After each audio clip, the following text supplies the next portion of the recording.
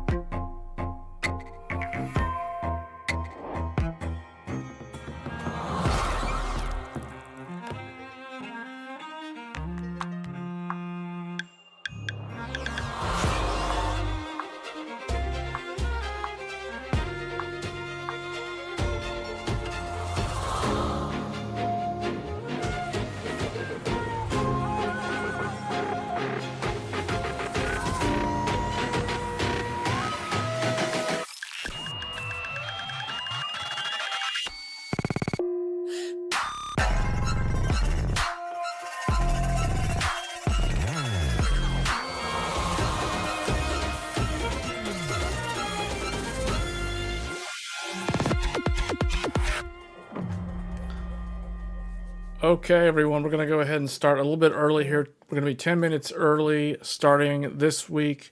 It's Tech Thursdays, episode 95. Today is the day, the long-awaited launch of the NVIDIA RTX 5090 and 5080. We're going to be discussing the launch day experience for those of you that attempted to purchase either of those graphics cards, because it was an experience. It was either an incredibly thrilling experience or an incredibly lame and disheartening experience.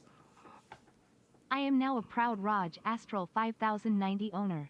The camper I hired queued from the 27th of January until 12 hours ago and was the first in queue in Taipei City. We'll be here in Taiwan for another day to enjoy hot springs before I fly back. Well, wow. What a perfect timing on that super chat. That's an incredible timing on the super chat right at the beginning of the show. Congratulations on the Astral 5090. And props to the camper that you hired to do that, because there's a lot of articles. So one of the most interesting, I guess, fascinating phenomenons about these graphics card launches are the stories that you hear about people lining up outside stores like Monster Hunter World, Skumo and Dospara. And so right here's a picture of Japan. Like on the left, there's Japan, and on the right, I believe this is a micro center. I forget which micro center this is, but people all over the globe lined up and camped. Some of them camped for multiple days to get their chance at purchasing an RTX 5090 or 5080. So right there, so on the left, I think I know exactly where this is actually. That's in Akihabara, and that store that these people are lined up outside is probably Dospara. Dospara has their own YouTube channel. I used to watch it. I haven't watched it in a while. They have their own like show, kind of like this. But a bunch of people, I'm surprised. I'm actually shocked to see that many Japanese people lined up outside on a weekday when most of them are supposed to be on their way to work. The fact that there's that many people lined up outside for a lottery-based system to purchase the graphics card is pretty insane, I would say. And they didn't really have that many. Like the stock of the 5090 was very, very low worldwide. I know like Micro Center had less than 300 units, and I think Best Buy had somewhere in the tune of like 400 to 500 units of 5090s. Now, both of them had significantly higher numbers of 5080s, but I don't know what the quantity was for other retailers outside of Micro Center and Best Buy.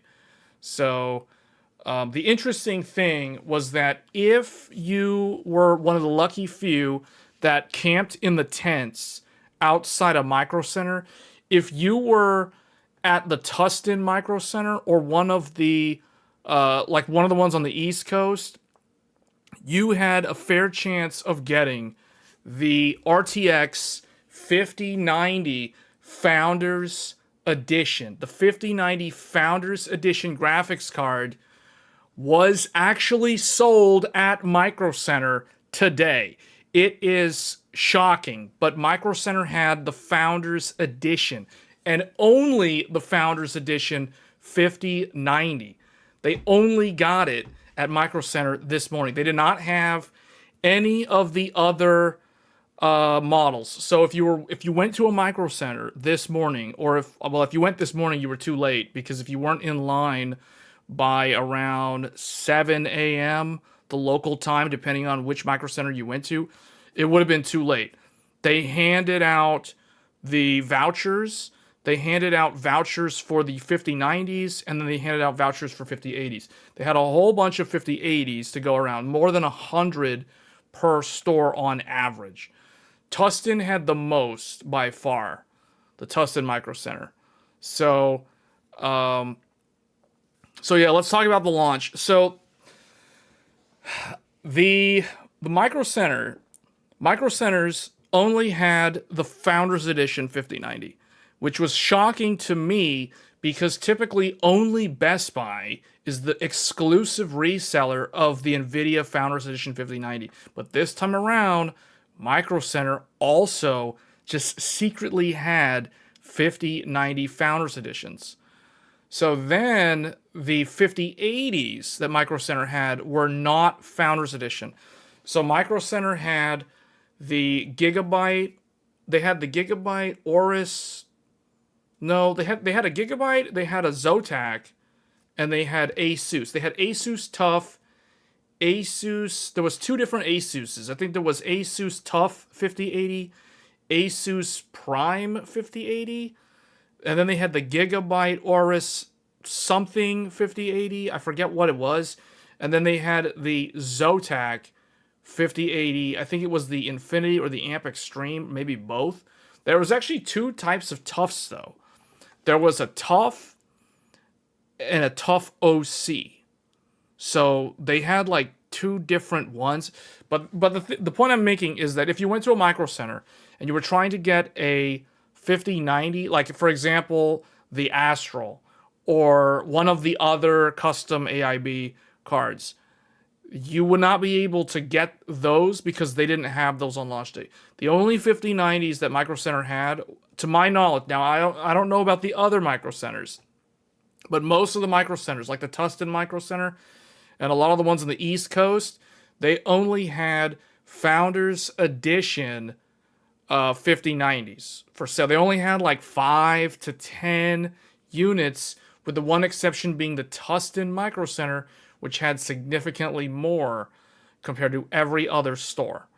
So that, for those of you that wanted the Founders Edition, and if you camped outside the Micro Center, and if you were in the front of the line, like if you were within the first 5 people in line, you would have actually got the 5090 Founders Edition from Micro Center. If you were looking for a 5080, or if you were someone who was past like number 5 in line, but you were within, I would say, 110, or like, let's say your spot in line was like 90 or lower, but like from number 6 to number 90, depending on the Micro Center that you went to, you had a very good chance of getting the 5080. However, the 5080 that you could choose from would not be a Founders Edition. You would have to choose between Asus Tough, Asus Prime, Zotac, and I think there was like 1 or 2 gigabytes. I forget the gigabyte. It was like Aorus something and Aorus Master, I think. But they were very, very like the choices of cards for 5080 there was not that many. For those of you that were hoping to get an MSI Supreme, MSI has delayed their launch by 1 week. So MSI launches a week from today. So that would be February 6th. February 6th, MSI will launch. But yeah, so I'm looking at the numbers here. So the Tustin Micro Center had 67 Founders Edition 5090s. And they had 199 5080s, so almost 200 5080s split between Gigabyte, Asus, and Zotac. And then the Columbus Columbus, Ohio's Micro Center had 12 5090 Founders Editions, and then the 80 5080s. There was a mix of the three brands that I just mentioned. So pretty much, Micro Center was the best chance. Now, the alternative was if you were buying online. And oh boy, let's talk about the online buying experience for the 5090, because it was, how should I put this? It was a challenge. It was not good. First of all, it was not. Let's get this out of the way. If you were someone trying to buy online, you must have felt like this launch was the biggest scam in the history of computer component launches or GPU launches, whatever. It was such a scam trying to buy a 5090 on launch. What an experience it was. So, I already told you guys, I think we went over this last week, and then the previous week, 2 weeks ago, we talked about strategies on how to buy the RTX 5090 and 5080 on launch day. And I basically rolled out the red carpet for everyone watching the stream. I said, if you want this particular model, you need to go to this website, or you need to go to this store. If you want this other model, you need to go to this website. So I had already told everyone exactly what to do. However, the one thing that we cannot account for is the supply of the GPUs. And the supply of the 5090s is so razor thin, it's basically a paper launch. Like I said, Best Micro Center had less than 300 units in the entire US. I think the total number was 233 Founders Edition 5090s for sale divided across all the Micro Centers in the US. That's 233 for the entire US market. Think about that, from Micro Center. Best Buy was a little bit better. Best Buy had close to 400 5090 Founders Editions. Now, I don't know what the inventory was for like the AIB 5090s. I didn't even know if you could even buy any of the AIB 5090s from Best Buy. I didn't even attempt to buy any of the AIBs from Best Buy. The only one that I attempted to buy was the Founders Edition.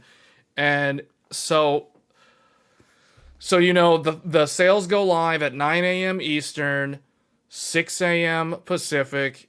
So that would be 8 a.m. Central, 7 a.m. Mountain Time for those in the US. So everybody knew their marching orders. Everyone knew exactly when to click the button.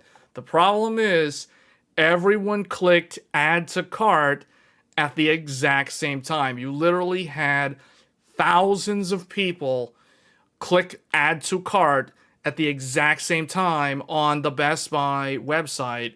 And the first 60-ish people got put in line for the virtual queue that Best Buy uses.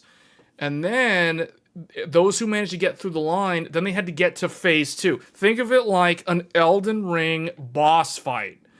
You got past phase 1 of the fight. Phase 1 is add to cart. Phase 1 includes the line, waiting in the virtual line. Once you get to phase 2, that means you get through the line.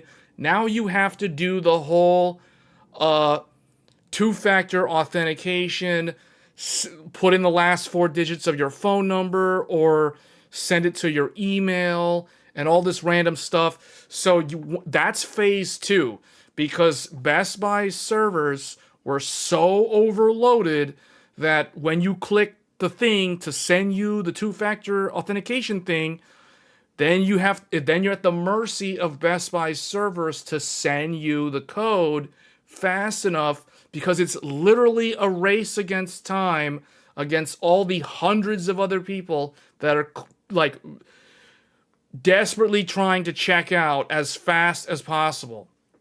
So if you manage to get past that, you either get to the second phase, or you either complete the second phase where it gets to the checkout page, like the classic checkout page, where it's like choose your payment and choose the store that you're going to pick it up from, because they weren't doing like ship to address. It was like pick up store only, in-store only pickup.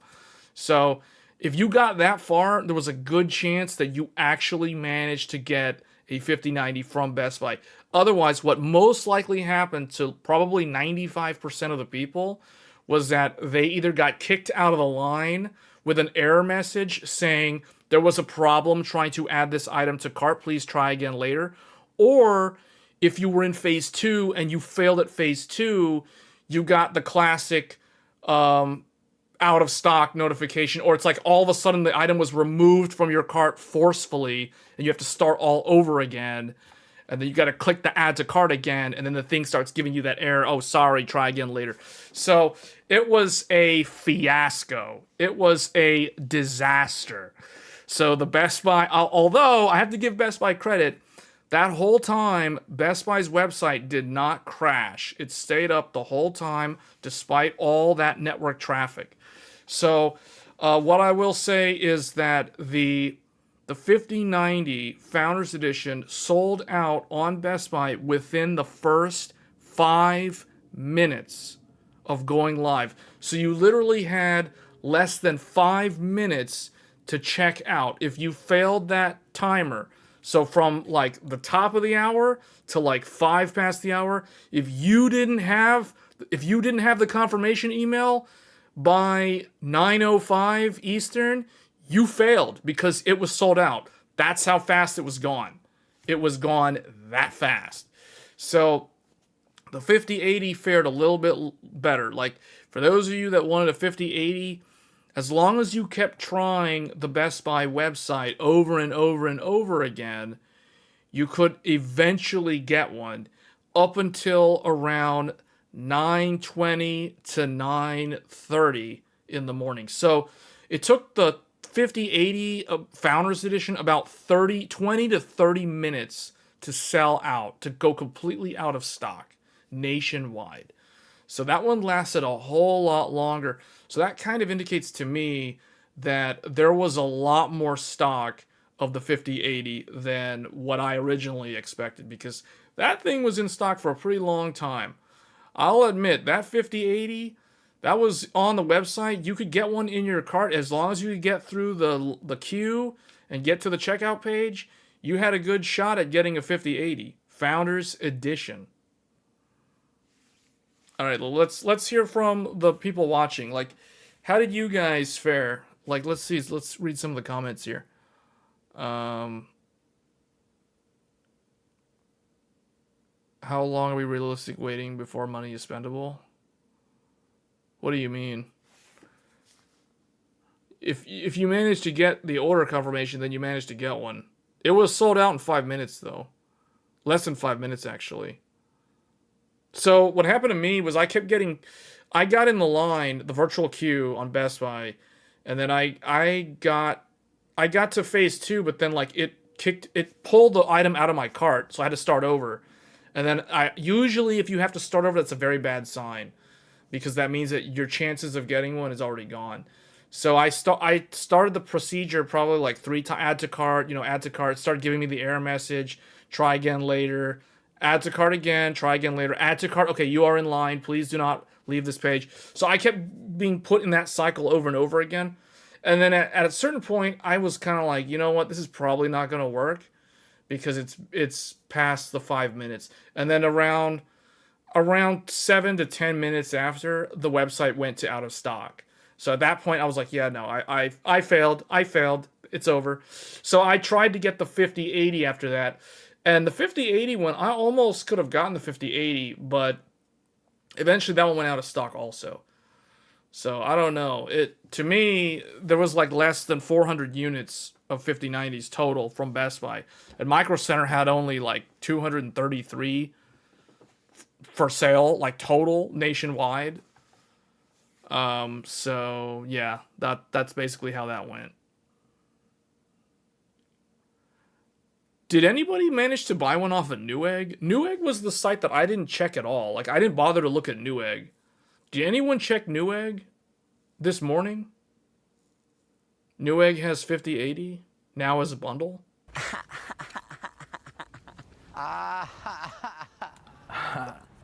I am JPS.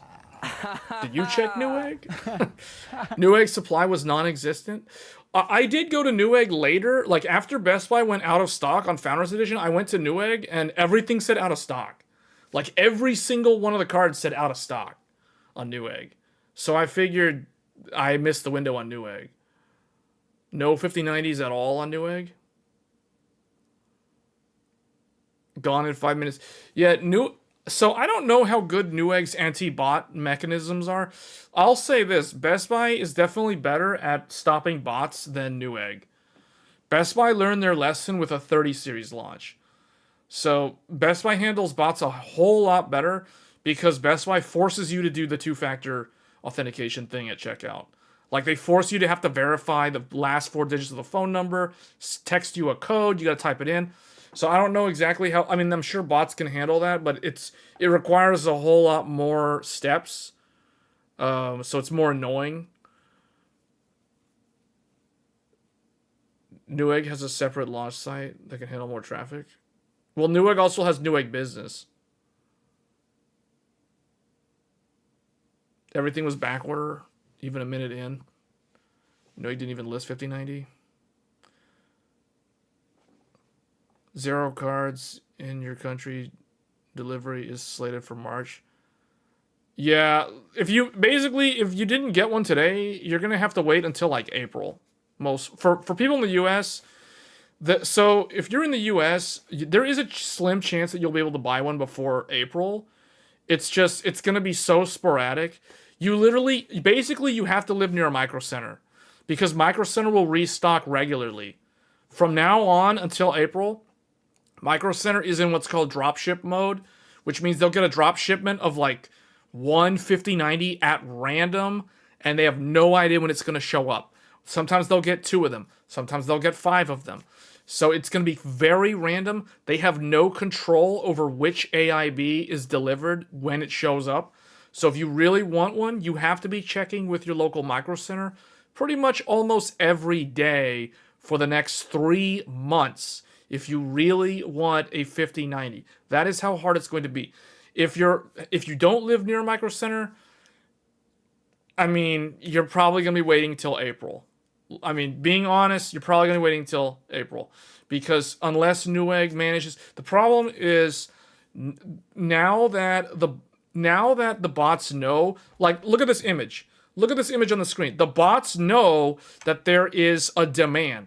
The bots know that there is a massive demand, that there's people willing to sleep outside in the winter cold in a tent, literally camp outside all throughout the winter night just to desperately get a 5090 or 5080.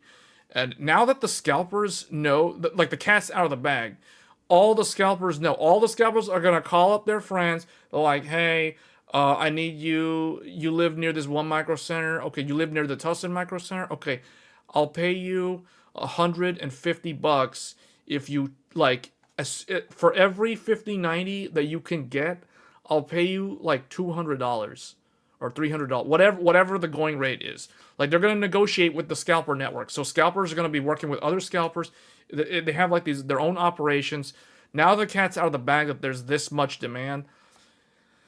Guys, I already saw, so I checked Newegg today, and Newegg, there's a listing for the 4090 Founders Edition.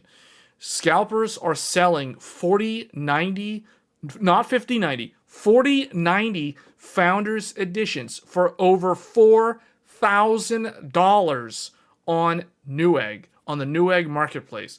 So those are scalpers selling 4090 Founders Edition for over $4,000. I think the price was like $4,399.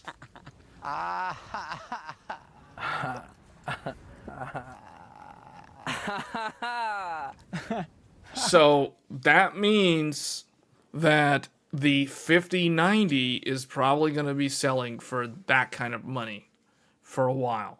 This is the reason why I'm saying that the chances of buying one online are basically impossible now, because the scalpers and the botnet is set up to like as soon as Newegg lists one, as soon as one, it's like oh, one starts showing up on Newegg, gone. Whoa, one shows up on Newegg, gone. So it's like immediately as soon as they drop on Newegg, the bots, the scalpers are constantly mining the website. They're literally checking the website every few seconds. Every few seconds they're checking. Every few seconds they're checking. Normal people cannot keep up with that. So it's going to be impossible. So Newegg is basically going to be third-party scalpers reselling. Please don't go to Amazon. Amazon's going to be loaded up with scalpers reselling, trying to flip these graphics cards on Amazon Marketplace. So Amazon's not a choice. Newegg's not going to be a choice unless you bookmark the specific AIB card that you want and you have that tab open permanently on your web browser and you check it like once per hour every day for the next 3 months. It is going to be near impossible to get these cards. The supply is going to be razor thin, which is going to drive the demand to even greater heights. So you're going to see 5090s selling for over $5,000 on eBay, on Amazon. That is what I expect to see in the next few weeks. And it's going to stay like that for a while. So the only people that have a chance to naturally buy one up until supply picks up in Q2 of this year, which means April, May, June, are the people who live near a micro center. They're the only ones who have a chance at naturally managing to get one at the MSRP, or I guess the AIB MSRP. Because this demand's not going to go down anytime soon. Everything's going up in price. You know why? Yeah, the reason why the XTX is going up in price is because people just realized something. Oh, the XTX has 24 gigabytes of VRAM. Ooh, that's very good for AI. Ooh, that's very good for 4K. That's very good for maxing textures in new games.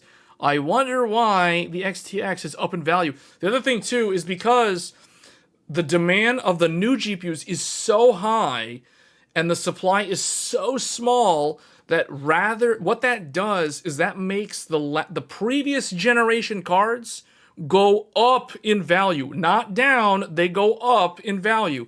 So this is why the XTX, the 4080 Super, the 4090, they're all appreciating in value and they're going to be worth more than what they should be worth for the next several weeks.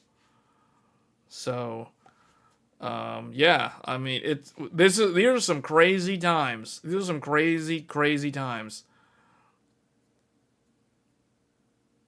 So, okay, BP mentions you're waiting for the 9070 XT. That is a very good thing to do. In fact, the 9070 XT will end up launching before the supply of the 50 series cards improves. That is ironic. That'll launch in March, but by the time it launches, the supply of these cards will not have improved. They won't improve until after the 9070 XT launches. And there's multiple different reasons why the 5090 supply will be so restricted. There's actually 2 reasons.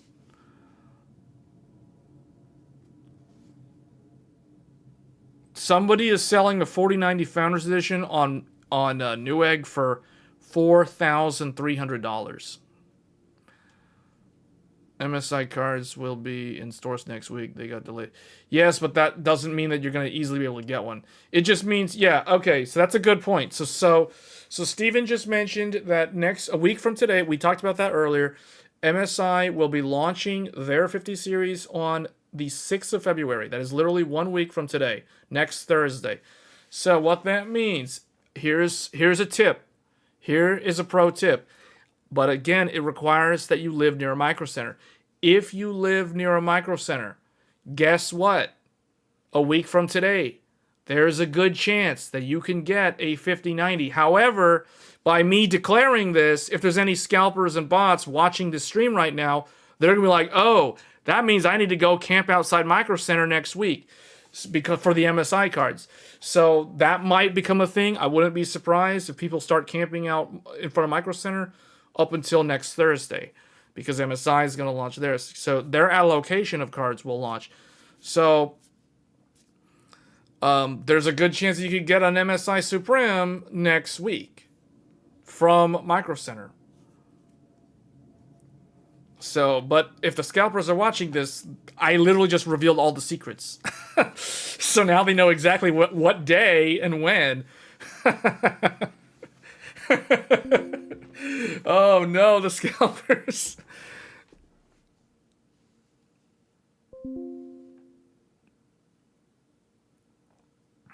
Scalpers. And I'm not even trying to help the scalpers. But the scalpers already know how to thrive in this environment, guys. Like, they don't need me to tell them that. They know what to do. They have all their methods. They do some of them do this for a living. They know what to do. Scalper should be gone.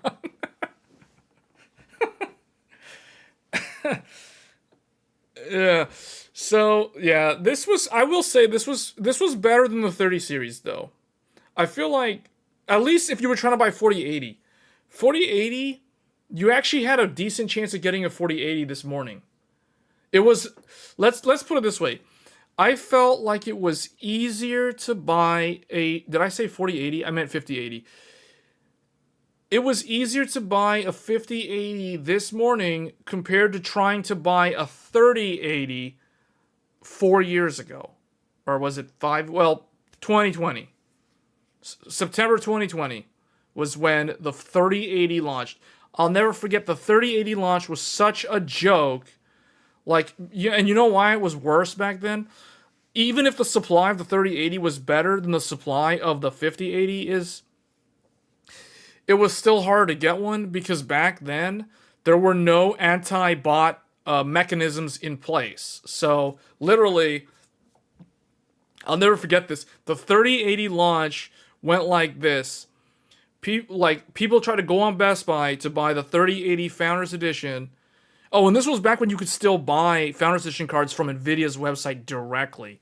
So I'll never forget this. I had the nvidia website open. I had the Best Buy website open, and I think I had Newegg open as well. And then I had Micro Center just to check the stock of the local Micro Centers. So I'll never forget this. The 3080 listing on Best Buy went from coming soon to out of stock. It was I literally watched it go from coming soon, top of the hour comes, sold out. It was so fast, I didn't even have a chance to click the button.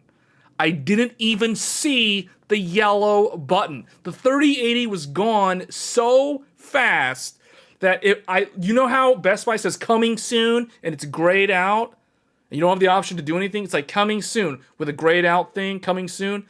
Then normally it goes coming soon to add to cart with the yellow add to cart button, and then it goes to like sold out eventually. 3080 launch was literally coming soon to sold out. It's like I was ready. I'm ready to click. I got my mouse. I got the MMO mouse. I got all the click buttons. I got a lot of click buttons ready. I got all the macros ready. Here we go. Ready? 3, 2, 1. Sold out. Oh, like that. That's the 3080 launch. This time around, at least I saw the yellow button. So for those of you that wanted a 5080, you had a good chance of getting a 5080 this morning from Best Buy, the Founders Edition. It was in stock up until around 20 to 30 minutes after the hour, after the initial drop.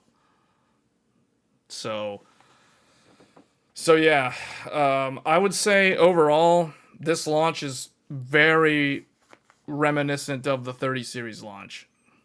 And the launch itself, the overall, like, now I guess we're going to pivot a little bit more to the reviews.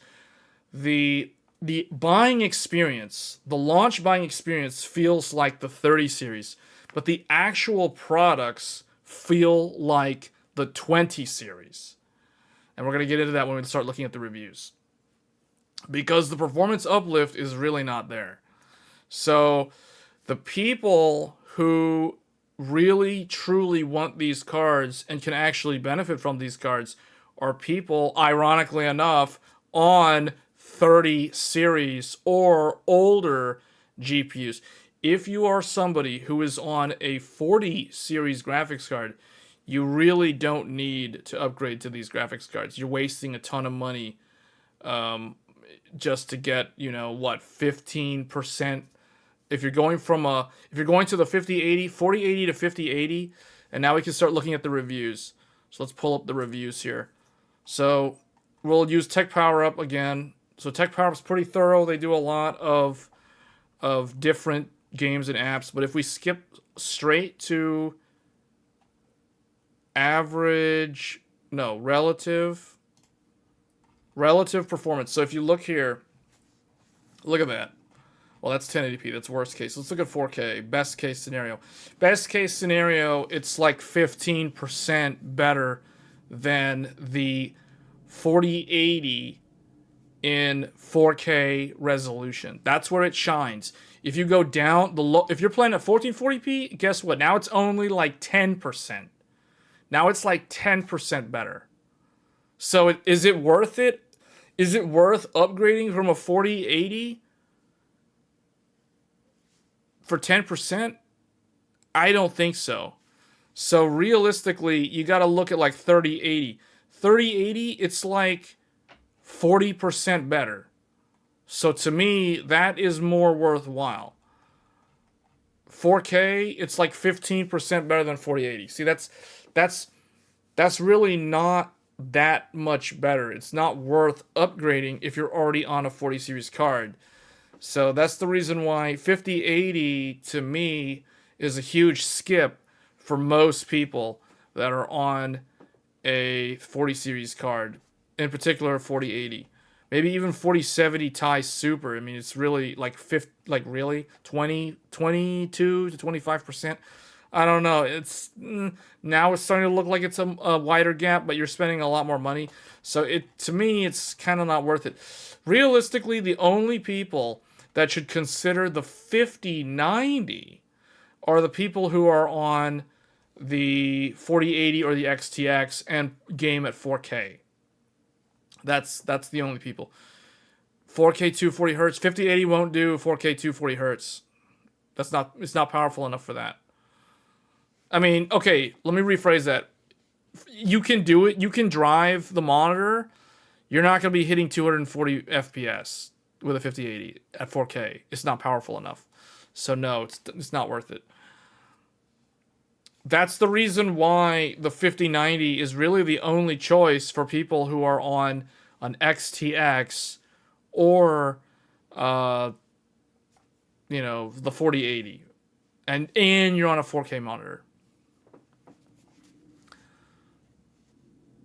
You bought the Asus 4K. You don't need to worry about burn-in. You don't need to worry about burn-in. The monitor knows how to handle that. It mitigates it automatically now with built-in firmware. That's a thing of the past. Is XTX better at 4K than the 5080? No. You can see the results right here on the screen.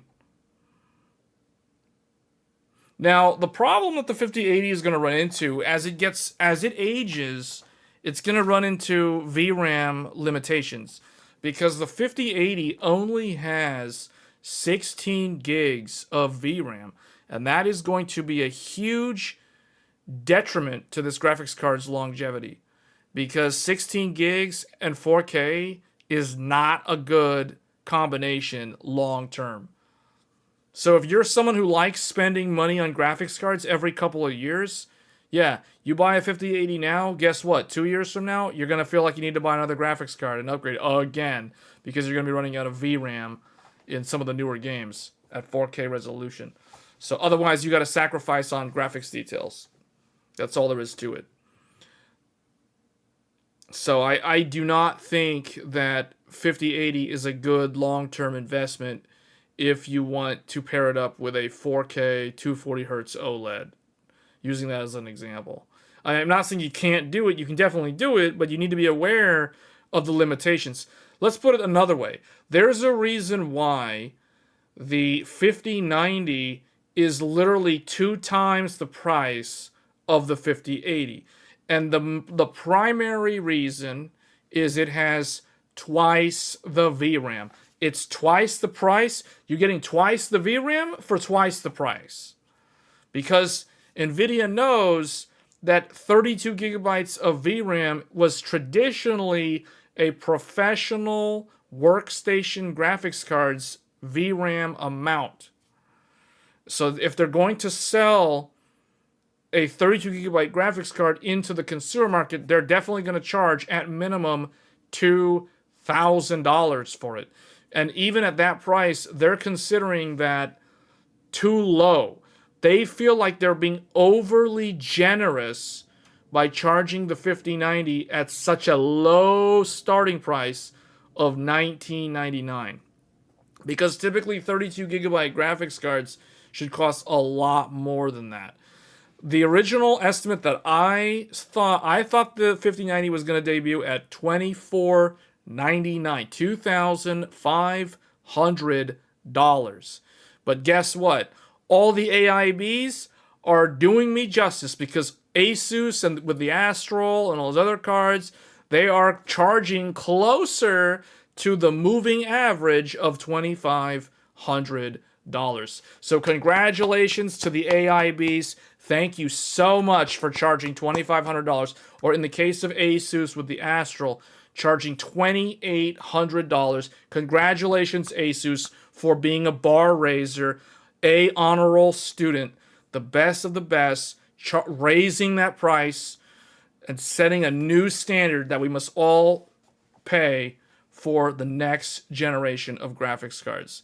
Thank you, Asus, because that's exactly what we need. Higher graphics card starting prices.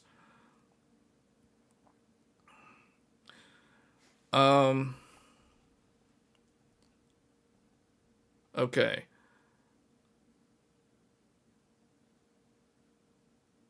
What's stopping a modder from just adding more GDDR7? How are they going to do that? So you think they're going to desolder the memory chips and put higher capacity? They could do that. That doesn't mean that the NVIDIA VBIOS will allow the card to boot up. You know what NVIDIA could do? NVIDIA could literally screw them over by just not letting the card post with the higher density memory chips, just because they want you to pay more money for the professional variant. I wouldn't put it past NVIDIA of doing stuff like that.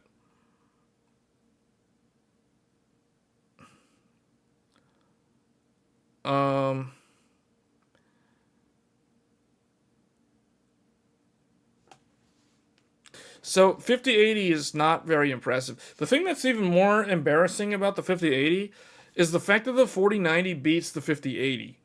Like, hands down. That is the most disappointing thing. Because typically, every NVIDIA generation, the second fastest graphics card usually beats the previous generation's fastest graphics card. This was true when the 10 series launched. When NVIDIA launched GTX 1080 and GTX 1070, I'll never forget, you know how Jensen always gets on stage and he always makes those outrageous claims? Back then, he could actually back up those claims.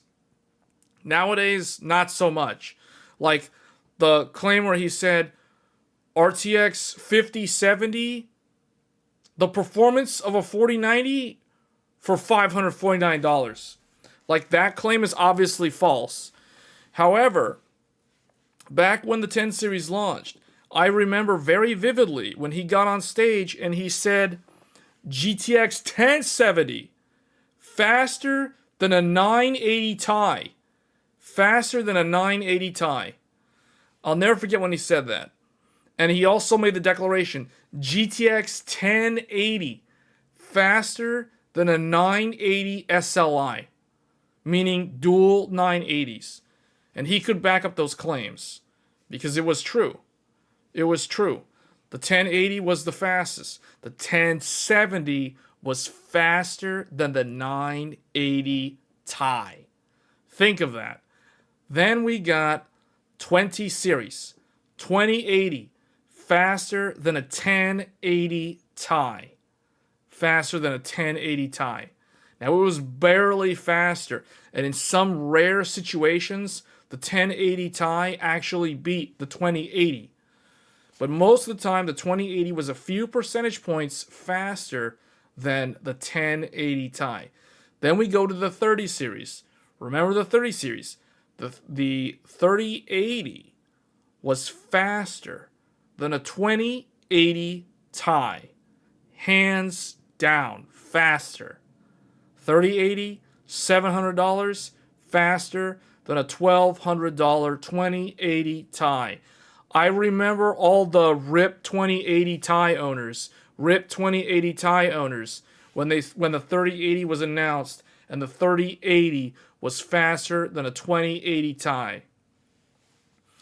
Then 40 series came out. RTX 4080, faster than a 3090 Ti. You can see it on the screen. RTX 4080, faster than a 3090 Ti.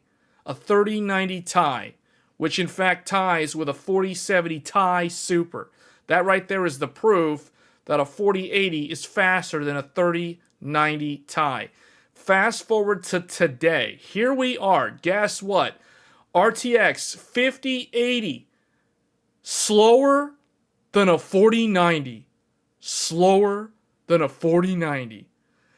When was the first time that I've ever heard that? I have never heard that before. I've never had to say something like that.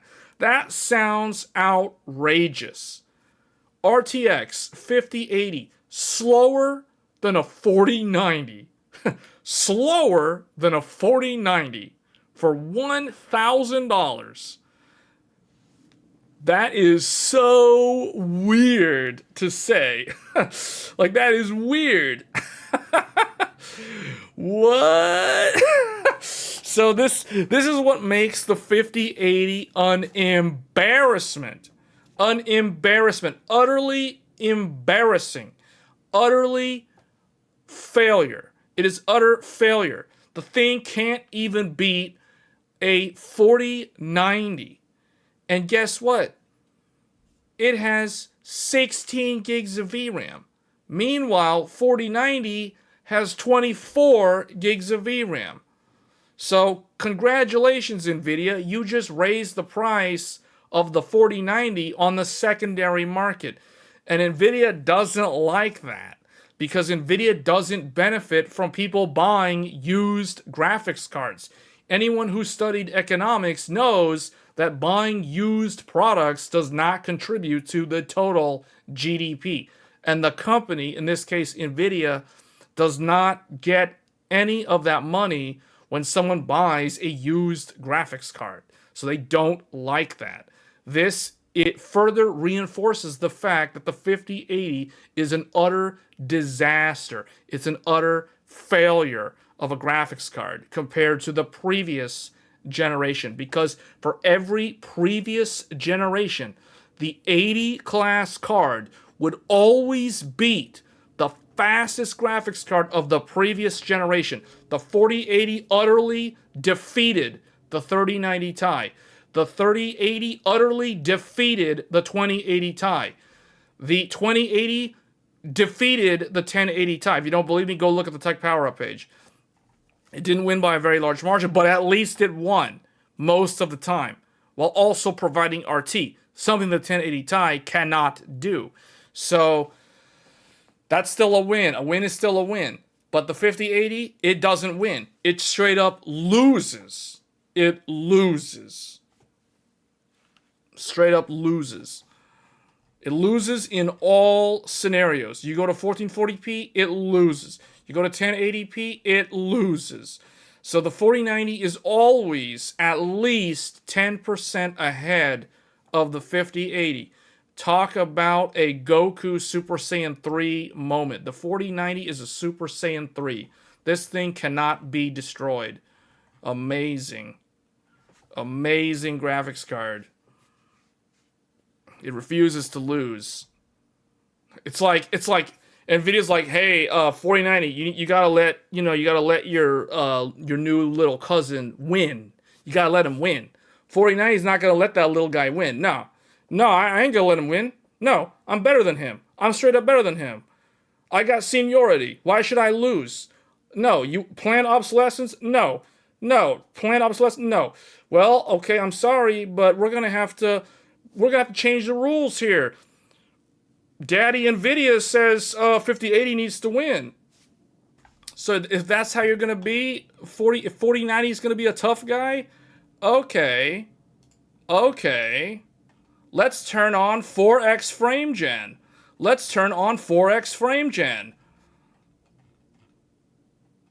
4090 doesn't have 4x frame gen. Oh look, 5080 wins. 5080 wins. We changed the rules. Move the goalposts. Change the rules. Change the way the game is played. Frame gen, more frame gen. I told you guys they would make it win. Nvidia will do what, like Palpatine said in Star Wars to Anakin when he turned him into the dark side in a Darth Vader. Do what must be done. Do what must be done. So the 5080 wins. There. It succeeds. Faster than a 4090. Faster than a 4090.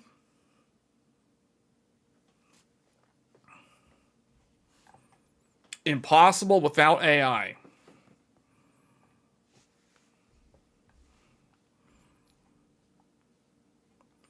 Okay, so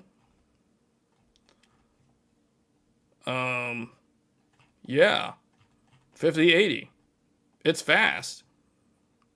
With a big asterisk. It's fast. With an asterisk. Okay, let's look at this Founders Edition review real quick. So, power consumption. Power consumption. I want to see what the gaming power consumption is. Okay, while gaming. 325 watts. Okay, that is significantly better than the 5090's power consumption. But this thing is literally like half the VRAM, half the power. It's basically like half the price. It's like half. So the 5080, 325 watts while gaming, that's actually not that bad. That's in line with the 3080's power consumption, the 7900 XT's power consumption. So the power consumption on the 5080 is actually quite good. However, it doesn't give you that generational uplift. So it's still kind of, But this one, the Founders Edition, is actually fine. Like, if I were to recommend the 5080, the Founders Edition card is totally fine with this power consumption. It's not going to be loud. It'll probably be audible, but it's not going to be loud. So if we go to temperatures and fan noise, however, there are some things that NVIDIA did to the 5080 to cut corners. So for one thing, the 5080 is not silent. So 36.8 dBA, that means it's audible. But that's not terrible though. So that means you can hear it, but it's not going to annoy you. It's about 1500 RPM. That is the threshold of where the fan begins to be noticeable. So you will notice it, but it will not be considered loud. I wouldn't consider this loud. I would consider this audible, but it's not silent, it's not quiet. So it is definitely not the quietest one, but it is not like terrible. However, the reason why people are probably like, well, how come this thing has to be audible when it's so much less power? The reason why is because NVIDIA nerfed the cooler. The Founders Edition cooler is nerfed on the 5080. It is not as good as the 5090. For example, they do not use liquid metal. They use regular thermal paste for the 5080. It does not get the special elite liquid metal. Also, it does not get the same vapor chamber. The 5090 cooling plate had a 3D designed fin stack. Not fin stack. It had a 3D designed heat pipe. It had heat pipes that went in vertical and horizontal directions. Whereas with this one, they literally only have the traditional 1, 2, 3, 4, 5. It looks like it's 5 or 6 heat pipes. So it has the traditional heat pipe design, and it is not using liquid metal. So it is regular thermal paste and regular heat pipes. So again, it is not the same cooler as what you get on the 5090 Founders Edition. But granted, it doesn't really need to be because it is significantly less power. But they did cheap out on it. So I'll just tell it like it is. They cheaped out on it because they are cutting corners wherever they can. Now, another thing that I want to point out that is a reason why I'm very hesitant to even consider buying one of these. So this ribbon cable that you see here in the top right of the picture, there are reports of the Founders Edition cards having problems maintaining PCIe Gen 5 signal integrity. So if you don't know what I'm talking about, I highly recommend watching Derbauer's review of the 5080 Founders Edition. In that review, he mentions that he kept getting crashes and black screen, not even crashes, like black screen problems where he literally wasn't getting any display out. And so I suspect, and I have not been able to prove this because I don't have the card in hand, so I can't test it. But the problem, I suspect that there are some bad batches of these ribbon cables because these ribbon cables have to carry PCI Gen 5 signaling.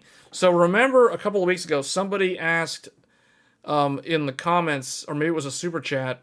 It was a super chat. I remember this one because it was a very good question that actually brings this problem to the surface. The question was about riser cables. So somebody wanted to vertically mount their graphics card, and it was a 50 series graphics card, assuming they buy a 50 series in the future. Are there any PCI Gen 5 vertical mounts? And I said at the time, I'm unaware of them. And even if you see them listed, you have to be careful and cautious in buying them because at the time, there is literally no way to verify the vendor's claims that the ribbon cables, the riser cable supports Gen 5 because there literally are no Gen 5 graphics cards to test. Now we have Gen 5 graphics cards, assuming you can even buy one. But the Founders Edition, specifically the Founders Edition card, uses this ribbon cable to carry the PCIe interface from the motherboard, from the daughter board, I guess. Well, no, it's not the daughter board. It's the actual GPU video card itself to the PCIe port on the motherboard.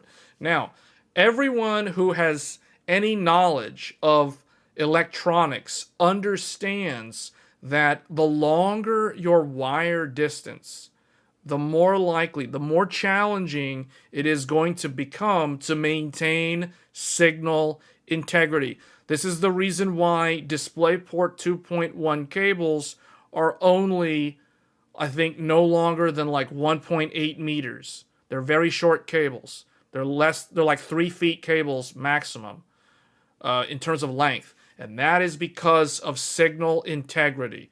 Because the longer the cable, the more you get parasitic electrical interference, which ruins the signal, which causes electrical noise. Think of it like static on a radio that you cannot get rid of. Parasitic static electricity.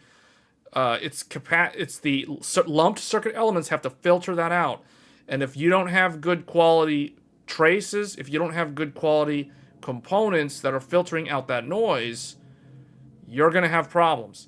So Derbauer's card has problems. So I suspect that this is a problem, a physical problem with the graphics card, which will require an RMA, a mandatory RMA. There will be no BIOS fix. There will be no driver update that will fix this problem. This is a hardware defect, probably with the ribbon cable itself. And the fact that it was happening on a 5080 further implies that nvidia has cut corners on the quality of the 5080 design. So that is very unfortunate. There are people out there that will buy these cards and will probably be fully ignorant and unaware of the issue that their card might possess until the day that they upgrade to a Gen 5 motherboard. And then once they plug it into their Gen 5 motherboard with their 9800X3D CPU coming off of their ancient 9900K or whatever on PCI Gen 3, and they're going all the way to Gen 5, now all of a sudden they have black screen issues on their brand new motherboard. And the reason why it's happening is not the motherboard's fault, it's actually the graphics card's fault. So I can see it now. There's going to be all kinds of like Reddit posts. I just bought my shiny new 5080 or 5090 Founders Edition, and I'm getting black screens. I don't know what's wrong, what's happening here. So if you want to avoid the potential for buying a defective graphics card, do not buy the Founders Edition graphics card. This is another potential issue with the Founders Edition cards, in addition to potentially issues with melting power connectors on the 5090. So I suspect the 5090 will be prone to melting power connectors, and the 5080 will be, the Founders Edition specifically, will be prone to faulty ribbon cables that cause black screen or crashing issues because the PCIe integrity is compromised. So this will be interesting to see how this plays out. So again, if you want to avoid this, do not buy Founders Edition. Buy a AIB card, because the problem is most likely the ribbon cable.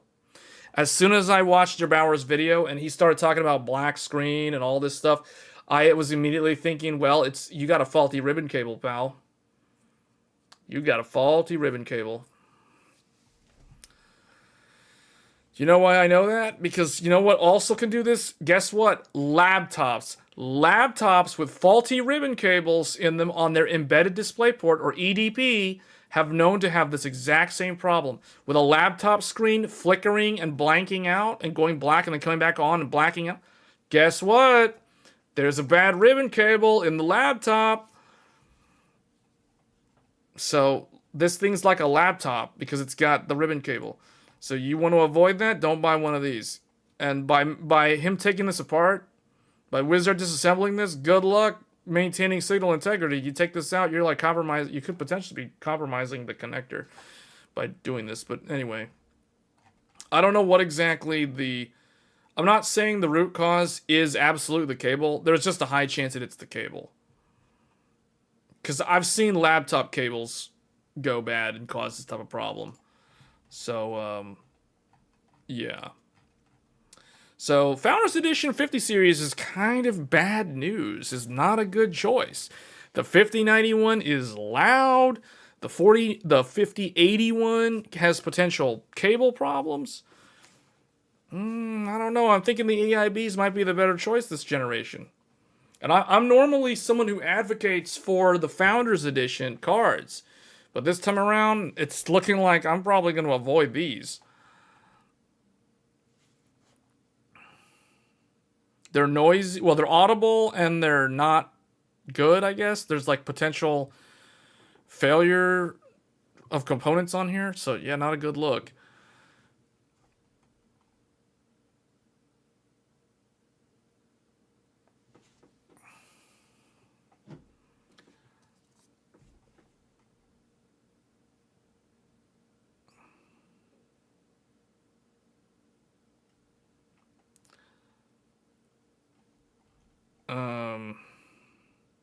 Just avoid 50 series cards altogether. Yeah, more and more 50 series looks like a giant skip for most people, I would say. I can't really think of anyone that can benefit from... I mean, I can think of certain individuals, like on 30 series or 20 series, that could benefit from these, but to me, like, the choices are going to be, like, very, very expensive AIB cards. That's what it's looking like more and more. They're too compact to be worth their money. Well, I wouldn't say that. I just think they tried to do too much to overachieve on their design goals, and now I think it's starting to show that there's potential problems. I can't wait to see reports of the melted connectors on the 5090s, though. Because the problem with the 5090... The 5090 is so much electricity that, to me... I can't really recommend the 5090 for anyone except people that are doing, like, creator-type things or AI. Because those workloads are very bursty, and they don't stress the card out for, like, more than, like, 30 minutes, depending on... or even less than that. So... gaming is way more stressful on the graphics card. In fact, gaming is the most stressful thing that a graphics card can be put to do. More stressful than crypto mining. Because at least crypto mining is a sustained load that you can account for. For example, in a crypto farm, the mining operation has very good cooling. They have very good ambient cooling. They have all these big fans if they're building the data center correctly.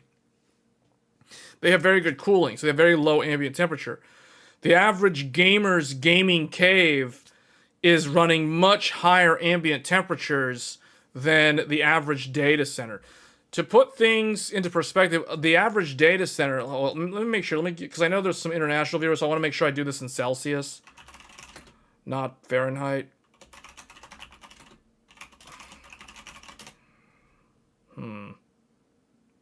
Okay, so the average data center is... oh, wait, no, hold on. Yeah, it's about 18 degrees Celsius. 18 to 20 degrees Celsius. So that's like 64 degrees Fahrenheit. I don't know how many people are gaming in their room at 64 degrees Fahrenheit or 18 degrees Celsius. If that was me, I'd be pretty cold and uncomfortable sitting there for like 8 hours playing a game. So just FYI. So in those sort of environments, the graphics card doesn't have to worry about the melted connector because the ambient temperature is so low and there's constant loud airflow like going through the room. Like there's constant like heavy airflow.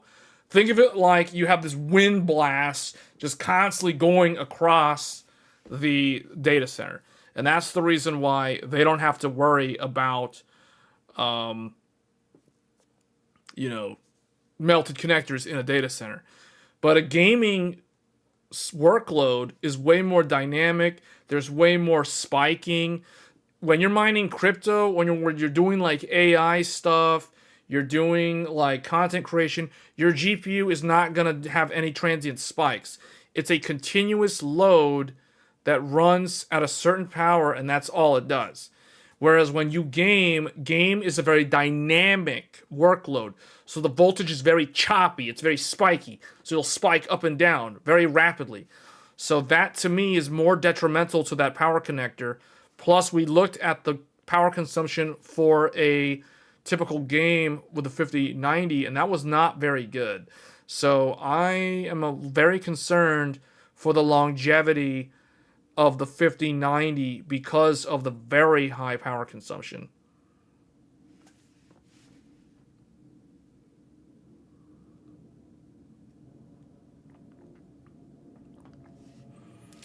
Yes, but are you gaming 8 hours straight with 600 watts of waste heat? I think a lot of people here don't know what it's like being in a room with a 600 watt space heater next to them for multiple hours.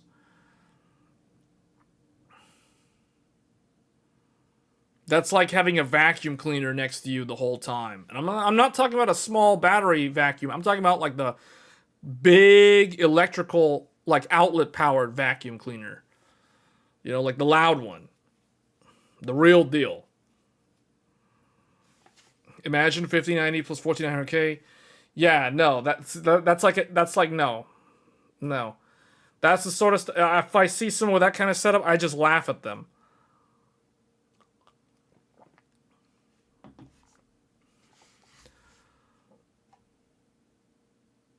You'd be more worried about the connector melting at 600 watts than anything. That's what I'm saying. I'm concerned about the connector. That's why I'm telling you, in my opinion, when I saw the power consumption of the 5090, I concluded in my mind, okay, this is not for gaming, and I will not use this graphics card for gaming. Even if I have one, I'm not going to use it for gaming. At least not for more than like 40 minutes. It's too much of a potential fire hazard. Should I pay for micro center protection? I think you're going to need more than just micro center protection. You're probably going to need, like, first of all, if anyone's going to be buying a 5090, I hope they, at the very minimum, I hope they have homeowners insurance. You better have homeowners insurance because there's a potential fire hazard there. Which can be very hard to prove who's at fault if it burns down the house. So, that will be like a number one. So it gets really expensive really quick. Like I said, buying a 5090 is a high maintenance. This is a high maintenance product. This is not a low maintenance product. This is not a set it and forget it.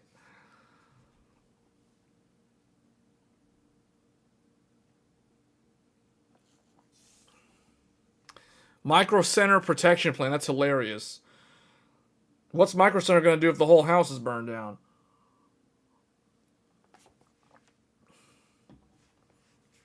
Or more than the GPU is damaged. Micro Center will only cover the GPU. They're not going to cover all the other stuff.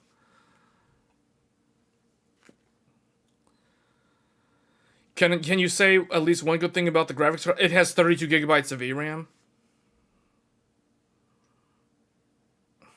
I mean, we said that earlier. It has 32 gigs of VRAM. Like I said, the 5090 is a creator's graphics card. It is not a gaming graphics card, as far as I'm concerned. It's not practical. It's not a practical graphics card to use for gaming. So basically, the 5080 is currently where it tops out. And the sad reality is, because the 5080 is not going to burn. Like, the 5080, this isn't going to burn the connector. This is totally safe. 325 watts is not going to melt the connector. I have zero concern about, unless it's user error, I don't have any issue with the 5080 because 325 watts is not going to melt the connector. But running it close to 600 watts, like the 5090, that's not safe.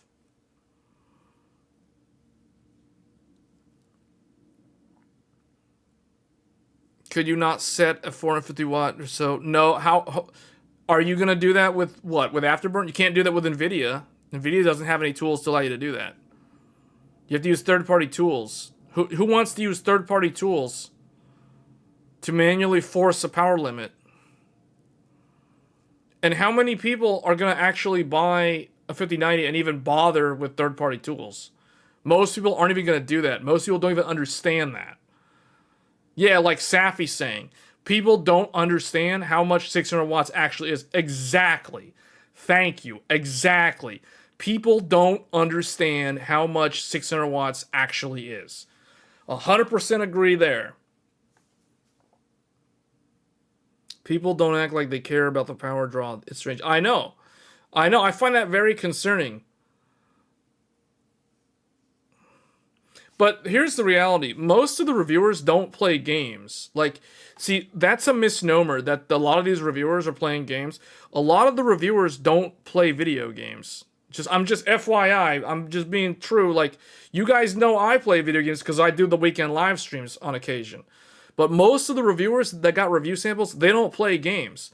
They're too busy with other stuff. They're running, like, if it's like someone like Linus, they're running their business. They don't play games. So, like, they're like, oh, it pulls 600 watts. Okay, that's interesting. We'll mention that in the review. They don't think about the fact that if they're actually using it to play a game for 8 hours, what that experience will actually be like. See, a lot of that is it's lost in translation. It's not actually covered in the review.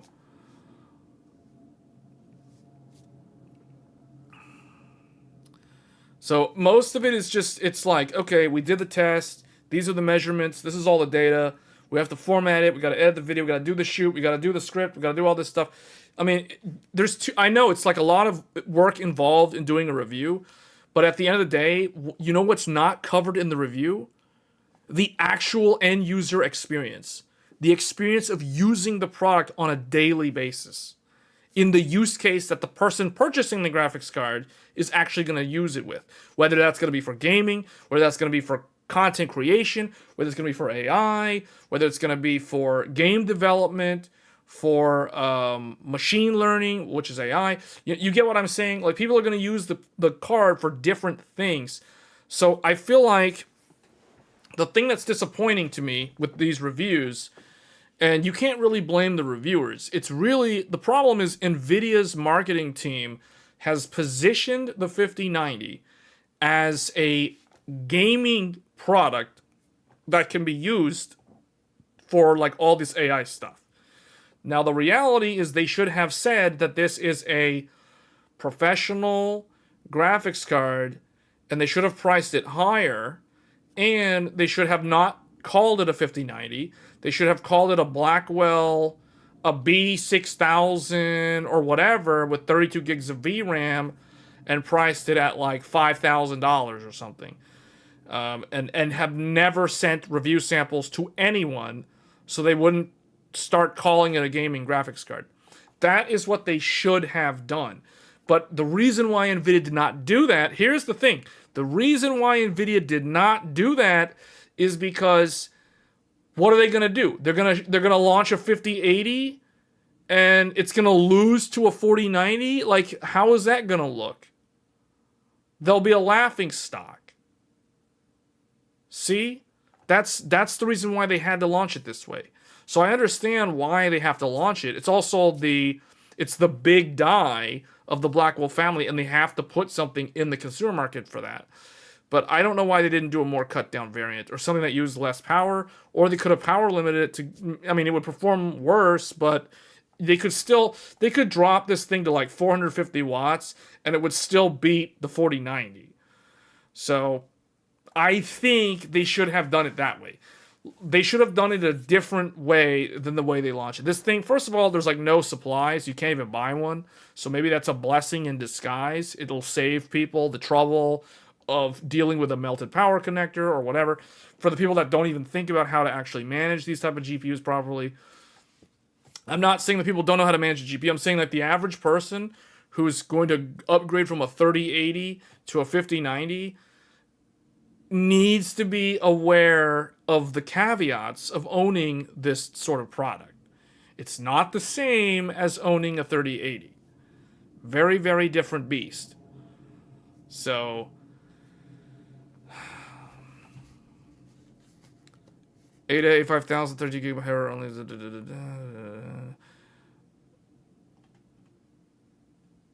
So yeah, I don't know. Like this is probably gonna be one of NVIDIA's worst GPU generations. It's probably not gonna age well. High power consumption. NVIDIA is most likely gonna bring out a 5080 Ti before the end of the year, or maybe in the first quarter of next year, maybe like literally January next year. They announce the 5080 Ti, and that'll be a 450 watt TDP. So it'll basically use power consumption like a 4090, and it'll outperform the 4090, but it'll be a little bit slower than the 5090, because the 5090 is basically a super overclocked variant of the 5080 Ti. So NVIDIA is most likely going to do that. They're gonna bring out a 5080 Ti because they have to. They know that they can't leave this as is. Like, this is too much power consumption. It's too expensive for the average gamer.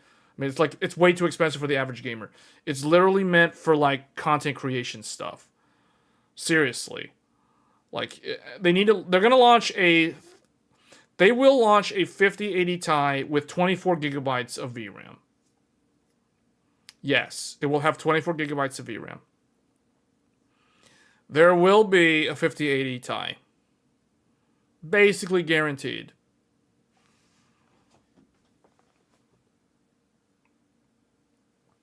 And most people who are going to buy a 5090 are going to pay like $2,500. Because they're going to buy an AIB card. Yeah. So, overall, 5080 is trash. 5090 is potentially a fire hazard. And the Founders Edition cards have potential cable issues. So, once again, congratulations to those who managed to get an AIB card. Like, I know Super Googly got the Astral. By buying the Astral, you completely avoid the potential for black screen issues and faulty cables that are inside the card. So congratulations for dodging the bullet on that, because that would be a huge headache to buy that and then have problems and then have to deal with an RMA on such an expensive product. That is a real pain. 5080 Ti versus 4090. I mean, you can kind of look at where it will land. Let's look at the where's relative.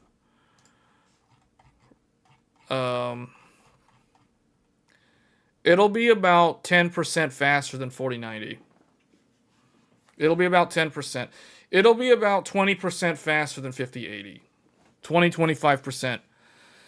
It'll be about I'll say like at 4K, the 5080 Ti will be like 25% better than the 5080, because that's typically how NVIDIA usually rolls. It could even be 35% faster, depending on where they make the cut down. So yeah, 5080 Ti is going to be the hero of this generation. I can already tell. It will be the next 1080. Well, okay, I won't give it that much credit, but it'll be a 24 gigabyte graphics card that's faster than a 4090. But still slower than a 5090. But it doesn't use stupid amounts of electricity that'll burn down your house. So that'll probably be the one to get. And it'll probably be like $1,500. $1,600. I don't know, probably $1,500. $1,499. Or maybe you know what NVIDIA will do? I don't see them doing this, but because it's going to be the larger die. If NVIDIA wants to be generous, they'll do 5080 Ti for $1,200. Now, I don't see them doing that, but they could do it. They could do $1,200, and you know what they would... Okay, here's what they'll do. I know what NVIDIA will do. If NVIDIA charges $1,200 for 5080 Ti... they'll use the ghetto 5080 Founders Edition cooler. They'll have no liquid metal. They'll have the planar heat pipes. Basically, they'll just slap the 5080 Founders Edition cooler on the 5080 Ti. You know what that means? 5080 Ti with a 450 watt TDP. It's going to be noisy loud. It's going to be just like the stupid 3080 Ti Founders Edition. But if they charge $1,200, you know they're going to do that. However, if they charge $1,500 or maybe $1,600, basically if they charge for the same MSRP of the 4090, they'll probably stick the 5090 cooler with the liquid metal on the 5080 Ti, which would mean that it would perform a lot better. Like, it would be quieter. It'll still be audible, but it'll be quieter than if they stick the ghetto 5080 cooler on it.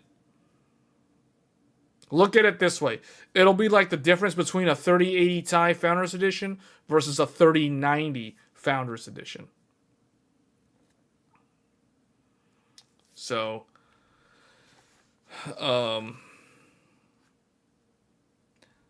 Yeah, there will be a 5080 Ti.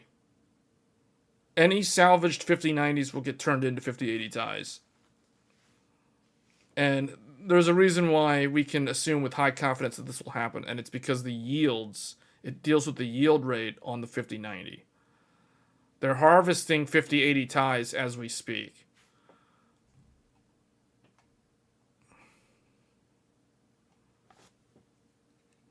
To test and then sell later, or make further cuts to determine the average number of shaders that they need to put on it.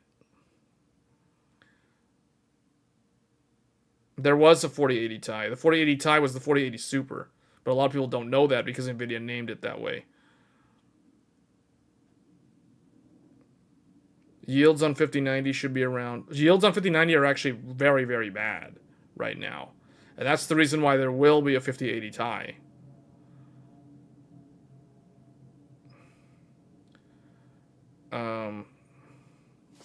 Yeah. So anyway, that kind of covers this subject. Where are we on the stream? Okay, we talked for like 90 minutes almost about this, which is a very long discussion. Yeah, overall, this is a very underwhelming generation. There's no new features except like multi-frame gen. All the other new features, thankfully, are available on 40 series graphics cards. So again, there's less of an incentive to upgrade this generation.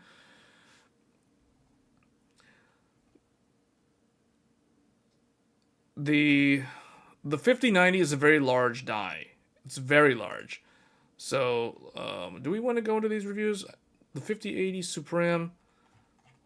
I mean, all I really want to know is what is the temperatures and fan noise. Yeah, Supreme is phenomenal. The default noise level is 25 dBA. That's like dead silent. 1100 RPM. 1100 RPM is all you need to know. The card doesn't make any noise. It's dead quiet. It's quieter than the case fans at that. So, yeah, the MSI Supreme 5080 is fantastic. Look at that. Chart topper on noise. And you put it in the performance BIOS, it's still dead silent. That is very good. That thing even beats the legendary 6800 XT reference card, which was the quietest graphics card in existence. I mean, unless you have the rare GRE, which I didn't even know there was a GRE reference card. That's insane. 25 dBA. Doesn't even make any noise. Like, that is inaudible. Dead silent. Meanwhile, the 5080 Founders Edition, with its ribbon cable problems, is 37 dBA. That is audible. Wow. Power consumption while gaming. 318. Okay, so it's there's margin of error here, so it's basically the same, but it's averaging lower. That could be that the die on this is actually less leakage than the one on the FE. That could explain why it has a slightly lower average, but it's in the same ballpark. So I wouldn't expect it to be that different.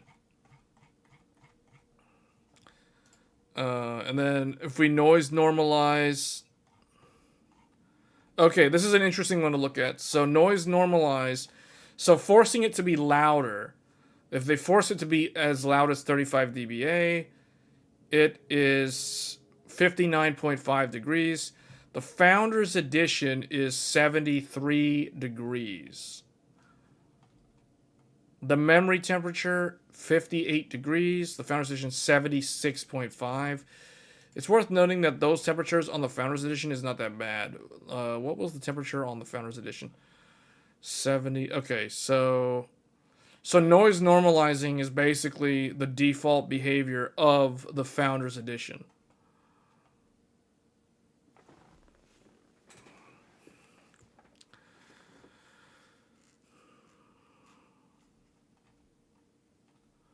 Yeah, the MSI cards seem to be the best ones.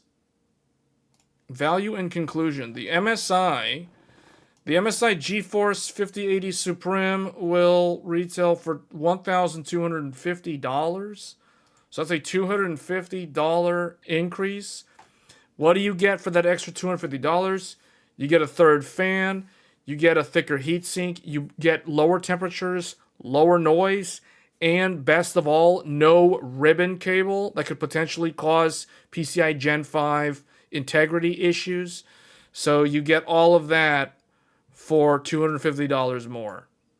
And you get a better retail box instead of that weird cardboard stuff that looks like, I don't know, like they pulled it out of a recycle bin or something. So, yeah, this is probably the one to get. It's 2% faster than the 5080 Founders Edition. It'll probably overclock better, to be honest. Actually, now that I think about it, one thing about the 5080, as far as I'm concerned, 5080 is the top of this generation from NVIDIA, because I don't count the 5090 as a gamer's product. I don't think I would recommend that to most people. Knowing how the average person doesn't have good ambient cooling, or maybe doesn't have the best temperatures, or probably doesn't have the right case, because I would never do small form factor with a 5090, not with that kind of power consumption. So it's basically impossible for small form factor, regardless of what NVIDIA says with the Founders Edition. It's just too much of a hazard. So it would have to be in a large, very large mid tower or a full tower case with very high speed fans. But this doesn't need any of that. So the 5080 is more like your traditional performance graphics card at the high end that can do everything. It can handle 4K. Now, granted, it only has 16 gigs of VRAM, so that's its Achilles heel at the end of the day, as we will see as time goes by. And it's expensive for that much VRAM, because you can get 16 gigabyte graphics cards at much, much lower price points now. So from the competition, from both AMD and Intel. But realistically, Intel doesn't have a modern 16 gigabyte. They have a 12 gigabyte, but it's only entry level. So AMD is still offering the best value when it comes to VRAM. However, this card still performs well today. Like all NVIDIA launches, the card performs where it matters. So it is faster than a 4090 with the asterisks of you must use multi-frame generation to make it win against a 4090. So technically, it can win, but in reality, it is not faster than a 4090. It is slower by about 12 to 15%, or in some cases more. So this is the first time that a new 80 series card loses to the fastest previous generation graphics card. That is almost unheard of from NVIDIA, which goes to show just how underwhelming this generation of graphics cards from NVIDIA is. It is not an impressive generation at all. And this is a preview of what to expect with the other graphics cards as you go down the stack. Although I think we may see the best value come from the 5070 and 5070 Ti. The B580 is doing... I'm not even using it. So Intel's driver now has that stutter problem that they had a long time ago. Somehow the latest driver reintroduced the stutter problem. In fact, I'm noticing it, using it as a secondary GPU. It's causing the PCIe to do system interrupts. So it's like there's like a second of lag. So I'm probably going to remove it from this PC, but it is in this computer right now. I'm not using it. We're encoding this live stream using the 7900 XTX with its built-in encoder. I mean, just to show that here. This is kind of like we're doing a tangent now. We're kind of not on task here. But just to show people, because it was mentioned. Hold on, where is my... Oh, there it is. Okay, so here is Task Manager. Why is it so large? So this is the live stream computer. So this is now it's kind of like behind the scenes. So you can see we are streaming on an AMD Ryzen 9 9950X 16 core 32 threads. So that's the CPU. Then we have like all the storage stuff. But then here we have integrated Radeon graphics on the CPU. And then the second GPU is the AMD Radeon RX 7900 XTX. And you can see we are doing AV1 encoding with the 7900 XTX. Meanwhile, the Intel Arc B580 is sitting there. And there it goes. It just did a little weird stutter again with the Intel. So it's doing nothing.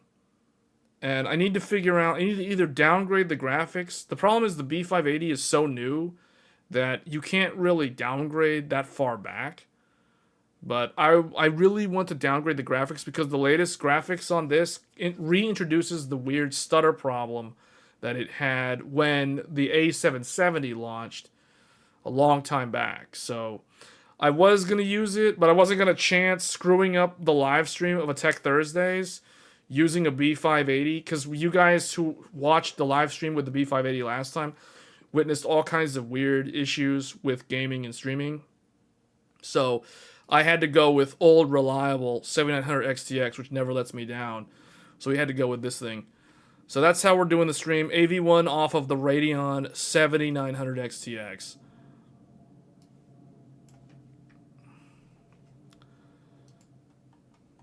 Let's take a look at Zotac. So Zotac, if you lived near a micro center and you were in line today, you had a very good chance at buying the Zotac Amp Extreme Infinity at Micro Center. They had this one. They had a lot of these, actually. So the Zotac is very good, actually. Let's look at the noise. So, okay. The default BIOS is audible, 1600 RPM, 38 dBA. But thankfully, it has a quiet BIOS, which it's quieter than Founders Edition, and the temperatures are similar to Founders Edition, although the memory temperatures are better on the Zotac than the Founders Edition. So not that impressive in terms of the noise levels, as long as you use the quiet mode. Like personally, if I was going to use a Zotac, if I was going to get this Zotac, I would run it in quiet BIOS all the time, because 1384 RPM is very quiet. Like this is a quiet graphics card when it's in the quiet BIOS. When it's in the regular BIOS, it is an audible. It's not loud, but it's audible, just like the Founders Edition. So you can see it's the quiet BIOS is way down here, which is very good, but the normal one is not. And then if we noise normalize, 35 dBA, Zotac does better than Founders, which means it has more metal, which means it has more thermal capacity to soak up the heat, so you get better temperatures on the Zotac. Memory temperature, also significantly better when noise normalized. And then power consumption while gaming. Okay, so this one, I wish they would have shown the quiet, unless the quiet BIOS doesn't change the power limit. This one does use more power on average, which means this one might actually perform better. To the tune of like 4% possibly. So let's go to the conclusion. Okay, this one also sells for $12.50. So the same exact price as the MSI Supreme. Although, if they're both going to sell for the exact same price, the Supreme is probably the better choice because it is quieter. And it has better temperatures while also being quieter. This one, so let's see. Okay, so the Amp Extreme Infinity achieves a 5% performance uplift over the 5080. So this one is actually probably the fastest one, unless the Astral can outperform this one.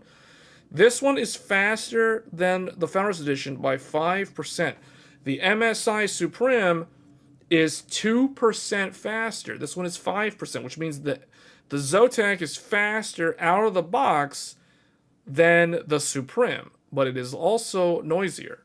So keep that in mind. So that, I guess that's the Zotac. Let's take a look at the Astral. Or no, let's look at the Gigabyte one. Gigabyte Game. This is the one that Micro Center had. Oh yeah. This is the one. I forgot the name of it. The Gigabyte Gaming OC was at Micro Center today. The 5080.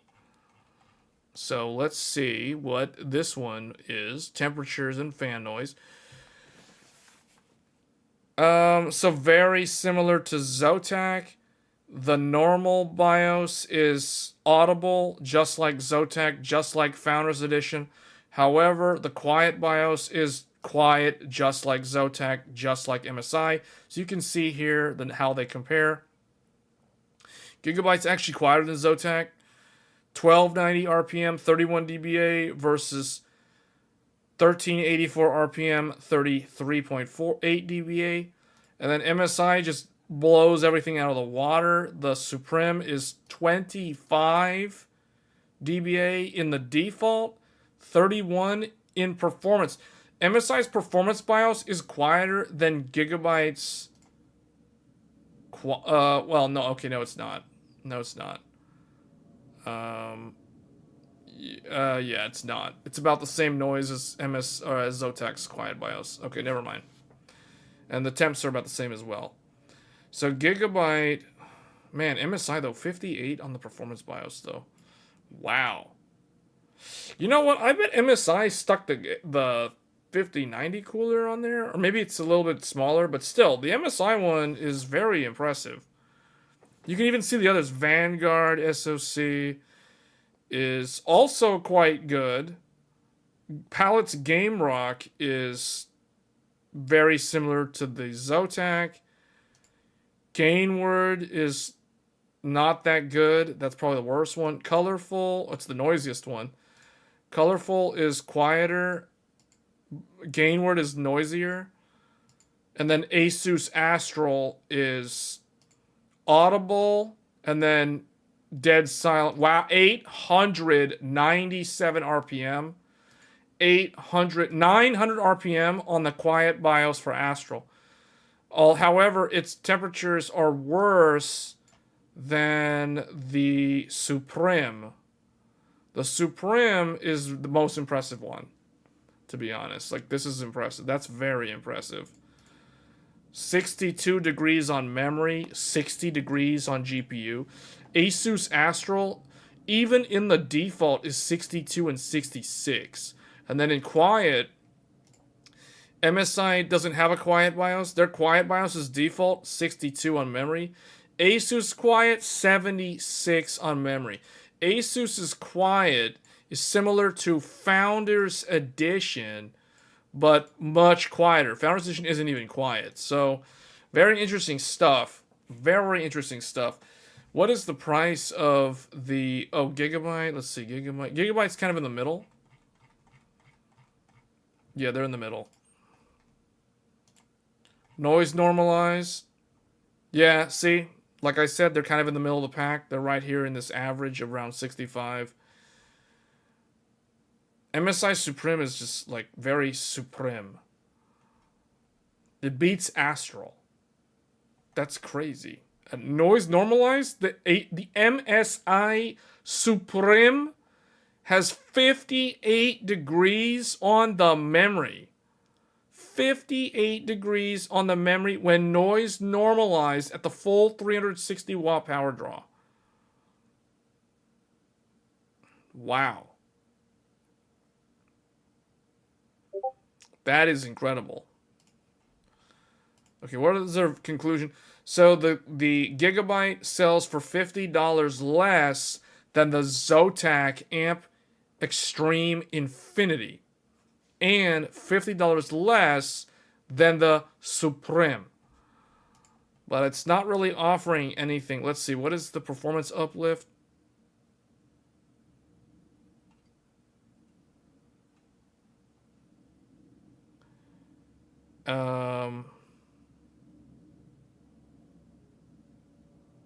It's not faster. Oh, no, yeah, no, it is. 4% uplift over the baseline. So it is a little bit faster than the Supreme, but Zotac is still faster than Gigabyte. So, and they're similar in noise. Zotac is $50 more, though. So it's like you're paying $50 for 1% faster performance for Zotac versus Gigabyte. Is that worth $50? You have to decide. Okay, Asus Astral. Personally, I think this is the nicest looking design out of all of them, except they ruined it by putting only 2 fingers on it.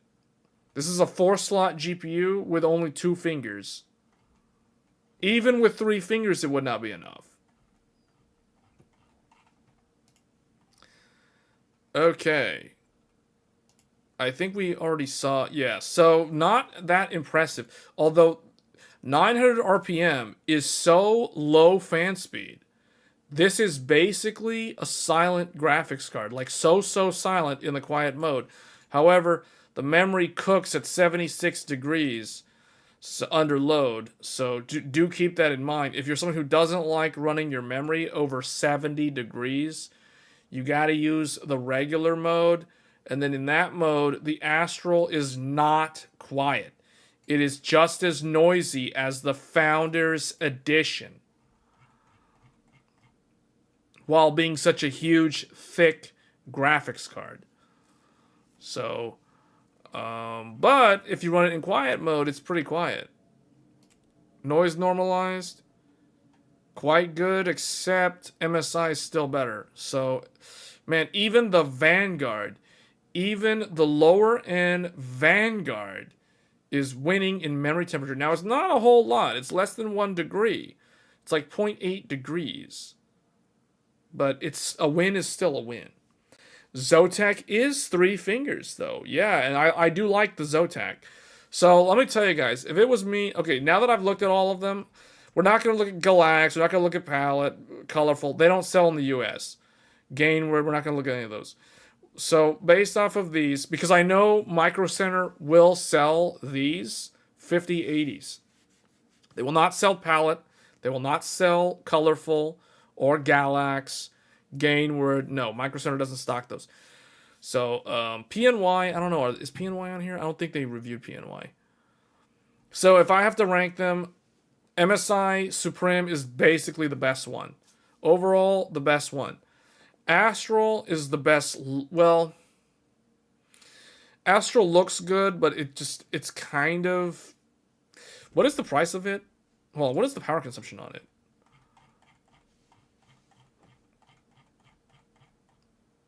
Astral uses the most power.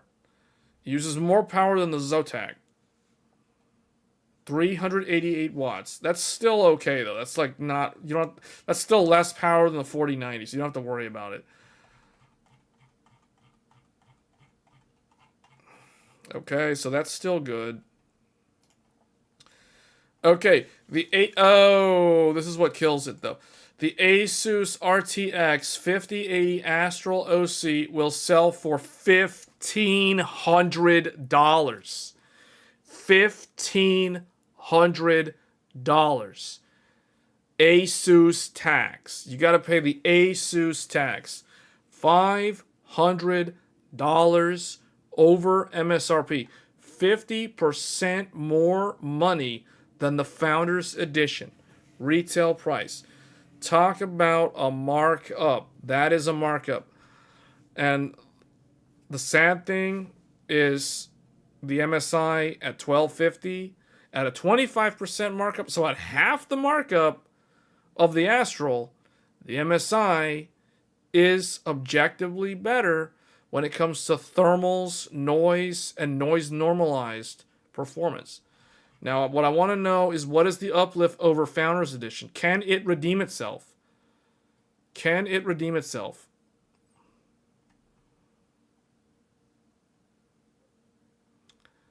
Okay.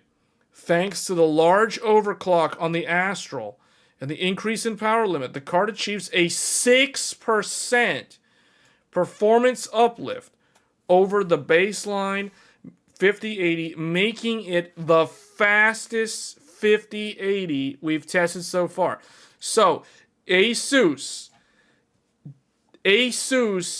goes for the 6%. 50% more money for 6% more performance.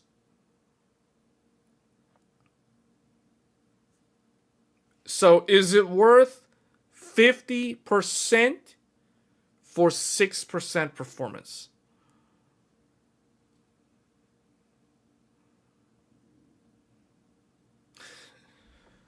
So I'd say probably not.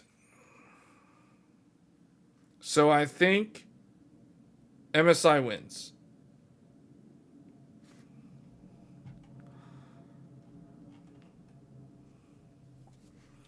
That is so much more money.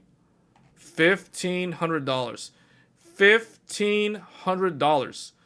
$100 less than the MSRP of a 4090.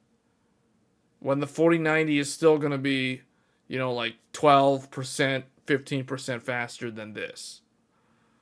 That's unacceptable. I mean, they can't do that. That's just too much. So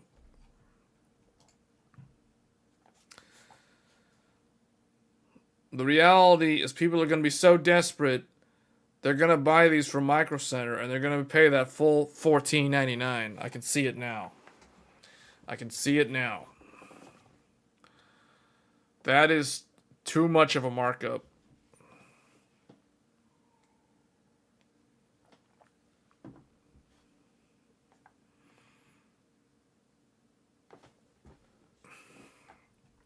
Okay. So I think that covers the 5080 reviews or the 5080 launch. The only other thing to talk about before we end the stream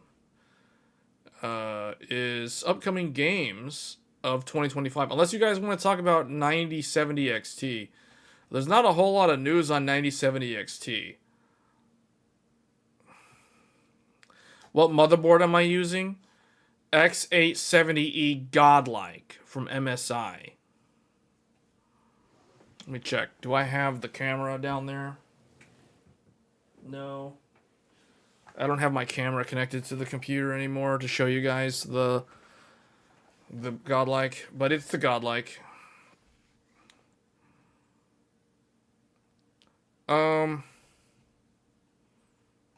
Yeah, so I was looking at the games that are coming out. So I made my list. I noted down some games that you guys can expect to see on the weekend streams. So let's see. Dynasty Warriors Origins. I don't think I have covered that yet, even though that game came out a few weeks ago now. I may stream Dynasty Warriors Origins, or I may never stream Dynasty Warriors Origins. And then Final Fantasy VII Rebirth on PC. Maybe I'll cover that, but I feel like I don't need to because I already played and I already beat that game on the PlayStation 5 Pro last year. So to me, that would just be redundant at this point. Although we may take a look at Final Fantasy VII on the PC. To be honest, the game runs fine on PC. It doesn't have a lot of graphical options. It's very lackluster. There's no FSR. There's no DLSS. There is DLSS, but only for anti-aliasing. You cannot use it as an upscaler.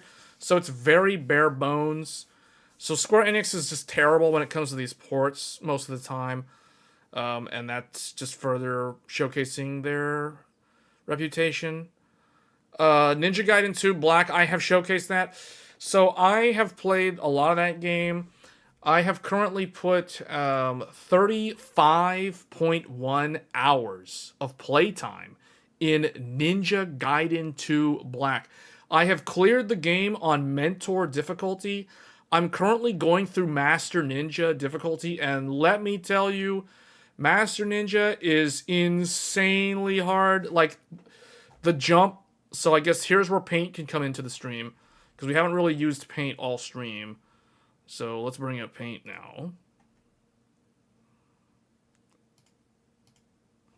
So for those of you playing Ninja Gaiden Black or Ninja Gaiden 2 Black, The difficulty level is basically like this.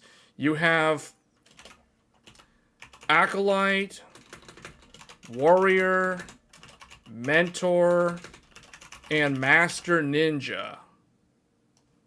These are the difficulty levels. Now, if you're someone who's just trash at these type of games, they added an even easier difficulty mode called Hero Mode, which used to be called Ninja Dog. Basically, it was making fun of people who couldn't handle the difficulty.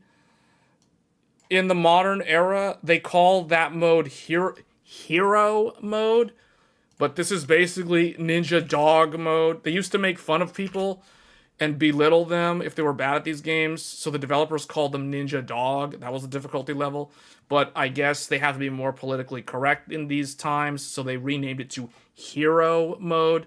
So I haven't tested Hero Mode, but it is probably like brain dead easy. Acolyte, most people can clear the game on Acolyte. Warrior is the default difficulty from the original game. In this modern era, Warrior mode is considered hard mode, but on the Xbox 360, it was considered normal difficulty. So when I first played through the game, I played through it on Warrior, then I played through it on Mentor. Mentor is known as hard mode from the original 360 release, but in the modern era, Mentor is called very hard mode, very hard difficulty. So I've already cleared the game on very hard, and then I'm working on Master Ninja. The difficulty goes like this. So it starts off, like, Hero is kind of like, if this is the difficulty, we'll draw a chart. So Hero is like negative difficulty. It's like so brain dead easy. Then Acolyte would be like here. Warrior is like here. It's basically a stair step in terms of Mentor is actually quite a bit harder than Warrior. Master Ninja is like up here. So the difficulty looks something like that, to give people an idea of the game. So if you're curious, because I've been playing like 35 hours of Ninja Gaiden 2 Black, so I can pretty much speak on my experience playing through it on these various modes. Master Ninja is really tough. I'm currently on chapter 5, which is the Momiji chapter, so maybe I will showcase more of Master Ninja. If you guys tuned in last weekend, I was live streaming my Master Ninja playthrough. I did chapter 1 and 2 on stream, so you guys saw how much of a struggle that was. I did chapter 3 and 4 a few days ago, but man, it is so hard. I'm stuck on chapter 5 because Momiji, she just doesn't have Ryu's moveset, and I don't know how to adjust. Like, it's not like the original Ninja Gaiden 2, because there's less enemies, but the enemies in this game are more tanky. It's basically Ninja Gaiden Sigma 2, except there's a few more enemies, and they're tanky. So it's extremely frustrating to play when you don't have Ryu as the character you control. So I don't know how I'm going to get through Ayane's chapter in chapter 11, because I really struggled on my Mentor playthrough. Clearing Ayane's chapter on Mentor was very hard.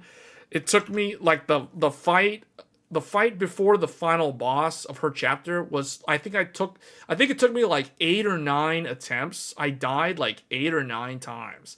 And that's insane. That was on Mentor. That wasn't even Master Ninja. So I can't even imagine how punishing it's going to be playing Master Ninja on that chapter. That's ridiculous.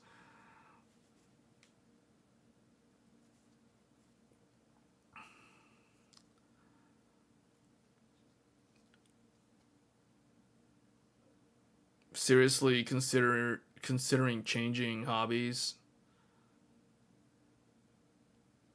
The what? Look at the Asus X870E PCIe slot. What do you mean? The Asus PCIe slot? This game does difficult where they just raise enemies' damage HP. They actually change the type of enemies. So, Mentor, the reason why, if someone's new, like, okay, this is my recommendation for those of you that want to play Ninja Gaiden 2 Black, but you're not that well versed in fast-paced action games, I recommend play on Acolyte or Warrior. So when you first boot up the game for the very first time, you cannot access Master Ninja. It's locked behind a wall. In order to unlock Master Ninja, and they do that for a reason. They do that for a reason. They do that to prevent people from destroying their controllers in Rage. So it's locked. You can't do Master Ninja right out the gate. The highest difficulty you can start on is Mentor. I do not recommend Mentor on your first playthrough if you're just now trying to learn the game, because like Marcella was asking, like, does the game get difficult? So what they do is they change the enemies. So for example, Acolyte and Warrior, the enemy types on all chapters is consistent. In Mentor, they change the enemy placements. They change the type of enemies. So for example, in chapter 1, at the very beginning of the game, on Acolyte and Warrior, you fight regular ninja enemies. But on Mentor, you fight military commando ninjas with guns and rocket launchers.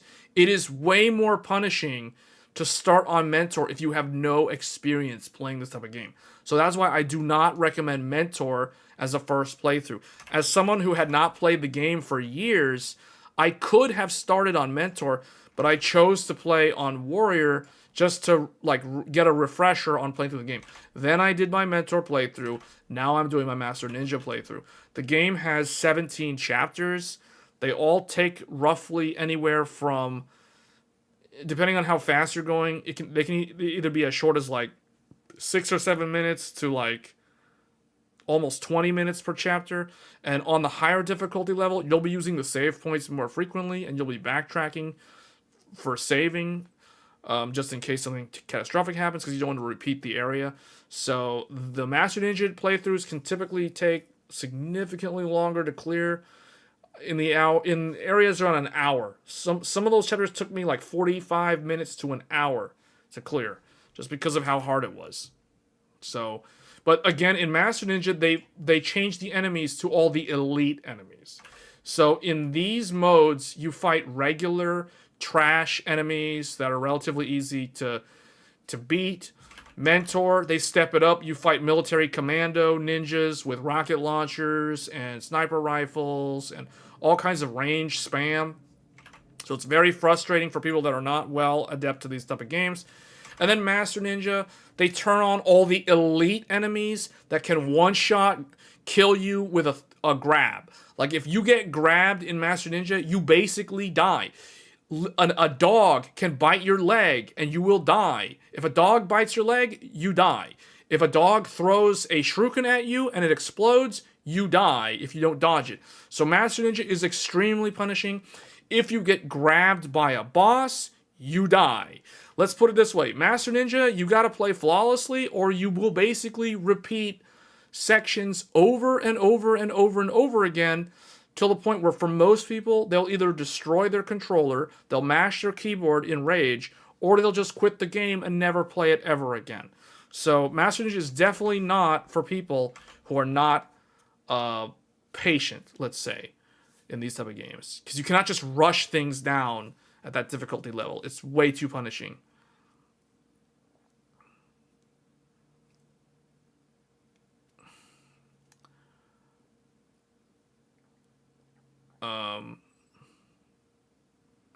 So anyway, that's the game that I've been playing recently, and then another game that came out this month that we're not going to be covering, but I'll mention is Tales of Grace's F Remastered. So that game got a remaster. There's a lot of games that are remastered that are coming out. Final Fantasy VII Rebirth is basically a retelling of Final Fantasy VII. Ninja Gaiden 2 Black is a remaster of the original in Unreal Engine 5. So next month we have Trails Through Daybreak 2, Like a Dragon, Pirate Yakuza in Hawaii. So I will definitely be live streaming that game for sure, and maybe the Trails game as well. So if you're interested in Like a Dragon, Pirate Yakuza in Hawaii, I will be testing that on at least one system. It'll either be this one or one of the other ones, or maybe both. And then we got lots of content on the gaming side for February. because I know January was like very heavy on like computer hardware. We were talking about GPUs like all month long with CES.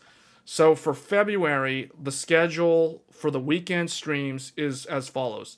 So next week, from February 6th through February 9th, Monster Hunter Wilds open beta test number 2 will be available.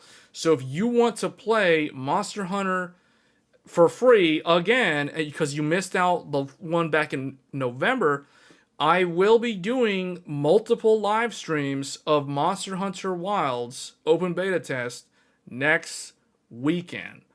So not this weekend, it'll be the following weekend. So after next Tech Thursdays. So if you want to see how the game runs on a 9800X3D, because I was not able to test that CPU last time, we will also be looking at the Intel Core Ultra 9 285K. Last time we looked at a Intel Core Ultra 7 265K. We will also probably stream using some other CPUs like the 7950X3D, this 9950X. Threadripper will be making a rare appearance again, so Threadripper will be camoing on stream in 2 weekends from now. So we will see, in terms of GPUs, I'll be testing the RTX 4090 Founders Edition with Threadripper, and then we will be testing multiple different GPUs, 4080 Super, 7900 XTX, the 13900K might also make a rare appearance as well, even though I decommissioned that PC a few weeks ago, so I may have to rebuild it for this stream. So we got lots of gaming content lined up. And then the following weekend, so this is going to be Valentine's Day weekend. I need to look into this because I don't know if I can stream this. I might be under NDA.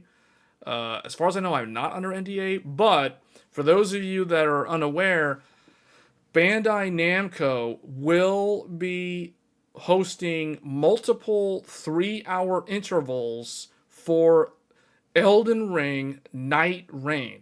So I was accepted into the program. So I will be participating in the network test for Elden Ring Nightreign. So I will get to play Nightreign early on the Valentine's Day weekend. That will be from the 14th, early morning on the 14th, Friday the 14th, evening Friday the 14th, early morning the 15th, the evening the 15th.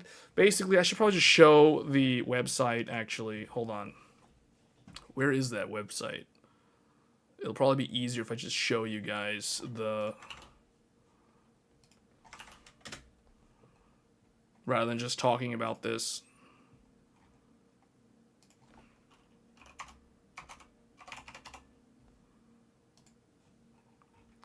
Okay, here we go. Oh, whoops, paint's still up. Here we go. So, Elden Ring, Nightreign network test. So, here is the thing. To be able to participate, first of all, you have to have either a PlayStation 5 or a PlayStation 5 Pro or an Xbox Series X or S. So in my case, I will be testing with the PS5 Pro. This is not open to PC. So anyone who was hoping that they could participate on PC, unfortunately, no. It is console exclusive because they want to test the network test and I guess they're preventing like bots and hackers or whatever. So anyway, it's console only, so you got to have a console if you want to participate. And then the registration period, unfortunately, I think the registration period has ended. Yeah, it's ended. So the registration period was from January 10th to January 20th. So I'm in. All I know is I got my email from Bandai this morning telling me that I get to participate. I was selected. And I will be participating with the PS5 Pro. So network test schedule. Session 1 is going to be Valentine's Day, very early in the morning Pacific time. So 3 a.m. to 6 a.m. Pacific. So this is basically for people in Asia, I would imagine. And then session number 2 is going to be in the evening, so 7 p.m. to 10 p.m. Pacific time. I will definitely be participating during this time. And then I will basically be doing all the evening ones, although they do have like a morning one as well. So I'll be participating in session 2 and 3 and probably session 5. Maybe session 4 because that is on a weekend. It's just very, very early in the morning. So I'll probably be doing 2 through 3. I don't know. Maybe I'll participate in all 5 of them. We'll see. Nightreign is online. Yes, this is a network test. They want to test the player interaction with the server. So yes, this is an online only thing. Now the final game, from what I've been told, the final game will be single player capable. So if you want to play solo, I think you can. I don't have any details on how that will work though. But I will be participating in this. I'll also be participating in the Monster Hunter Wilds open beta. It is worth mentioning, while this is going on, the Monster Hunter Wilds open beta test will also take place during this time. So if you miss next weekend for Monster Hunter, you can also participate on Valentine's Day weekend. Now, I don't know if I'll be participating in the second Monster Hunter test because I'll do the first one and I'm going to be too busy. I'll be preoccupied with Elden Ring, Nightreign the following weekend. So for me, as you can imagine, February is going to be a very gaming heavy month for me. So we're not going to be doing a lot of like GPU content. I think the 5070 and the 5070 Ti are supposed to launch in February. I have no idea. I think we know the dates. I haven't like memorized them yet, so I'll have to go look and see when those things are announced. Anyway, and then after this, Like a Dragon, Pirate Yakuza in Hawaii will launch on February 20th or 21st, depending on where you are in the world. So we're going to be... I don't know if I can stream Nightreign. I got to look into that, because if I can stream this, you can definitely expect me to be streaming this, because this game is going to be awesome. I think this might be a contender for Game of the Year. But there's another game that's coming later in the year. So Monster Hunter Wilds, that is an automatic potential Game of the Year. And then Elden Ring Nightreign is also a potential Game of the Year. So literally, February is basically preview month for potential Game of the Year material. And then we have, at the very end of February, after the Yakuza game, we have Monster Hunter Wilds launching on February 27th and 28th. So then March, looking forward here now, March will have the following games that will be covered on this channel. So I've listed 4 games. Rise of the Ronin is finally coming to PC. So for those of you that were interested in Rise of the Ronin, which came out last March, a year ago, almost, it was a year ago, it was a PlayStation 5 exclusive game. Now it is coming to PC on March 10th. So if you want to play Rise of the Ronin on PC, it will come out in March. And then after that, I have listed here Atelier Yumiya, The Alchemist of Memories. This game is basically a Japanese JRPG that they have taken a lot of stuff from Genshin Impact. I'm not going to say that they're copying Genshin Impact, because Genshin Impact, like, you can claim that Genshin Impact copied Zelda and a bunch of other games and Spider-Man and all this other stuff. So that's another one that we might cover. I'm not 100% on that one yet, because that's a JRPG. And I think it's a turn-based game. And then another game that I will definitely be streaming will be Assassin's Creed Shadows, complimentary of Intel, because if you purchase, currently they're running a promotion, if you purchase the Intel B580 and possibly the B570, you will get a free copy of Assassin's Creed Shadows. So normally I would not have covered that game at all, but because I'm getting the game for free through Intel, the B580 that I have, we will be covering Assassin's Creed Shadows in March. That game comes out March 20th. So for March, you can expect tons of Monster Hunter Wilds at the first part of that month. Then we may look at Rise of the Ronin on PC, followed by Atelier Yumiya and Assassin's Creed Shadows. And then finally, at the end of March, I will also be streaming the first Berserker Kazan from the DNF series. So I've already played through the demo on that. That game is, it's a Souls-like, but it is actually a lot more like Neo and Neo 2 because of how the loot system works in that game. So it's definitely more of a Neo clone than anything else from what I've played through the demo. So the first Berserker Kazan rounds out. That will be the last game that I cover for Q1 of this year. But yeah, we got lots of games coming up. We got 3 games in February, 4 games in March, and that will round out Q1. And then moving into Q2, there are 2 games. There's one game that could be a potential game of the year. At least it could definitely be RPG of the year. So that is Claire Obscure Expedition 33. So I will definitely, that is a day 1 purchase. I'll be streaming Claire Obscure Expedition 33. Expedition 33 looks so next gen for a turn-based, they're calling it reactive turn-based RPG. So if you want to see how that game plays through, I will be covering that.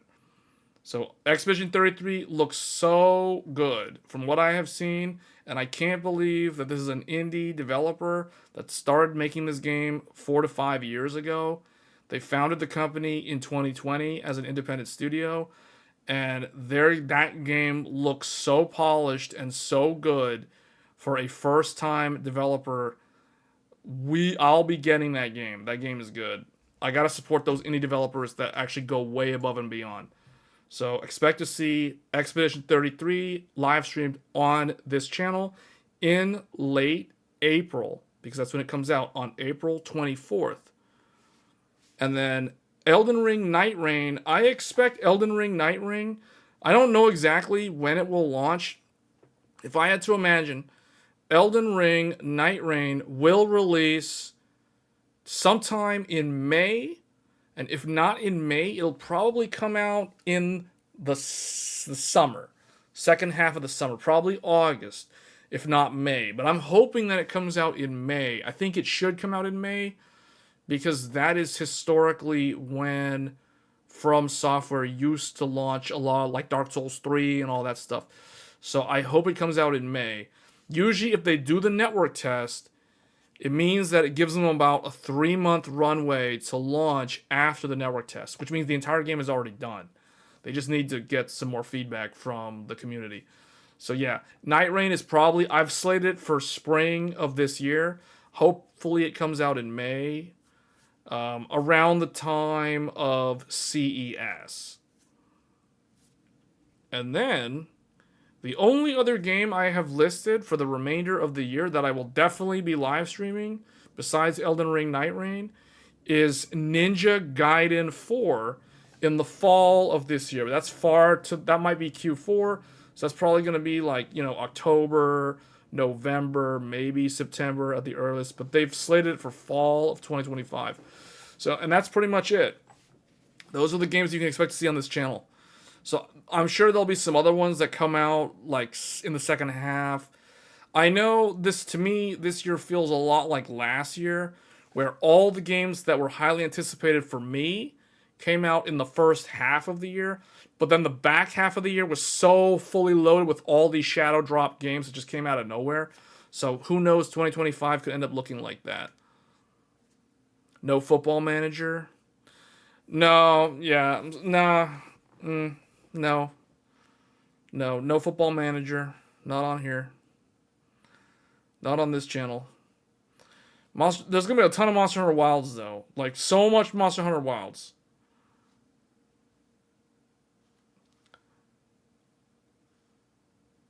You were looking forward to Kingdom Come 2, but that's pretty much it for this year. Oh, that comes out soon, doesn't it? Doesn't Kingdom come out like when is that coming out? This month? Next month? Not January. Isn't it Kingdom Come Deliverance 2 is next month or April? Or no. It's either February or March, isn't it? When is that game coming out again? I looked at that game. That game just doesn't look like it's for me. I've heard a lot of people mention it. It doesn't look like it's my type of game. So we're probably not going to be covering it. Okay, so it's February. It's probably February 10th. Because I was looking at a list earlier today. I think it comes out sometime between the first and second open beta test for Monster Hunter. But yeah, well, all I know is I'm participating in the network test for Nightreign.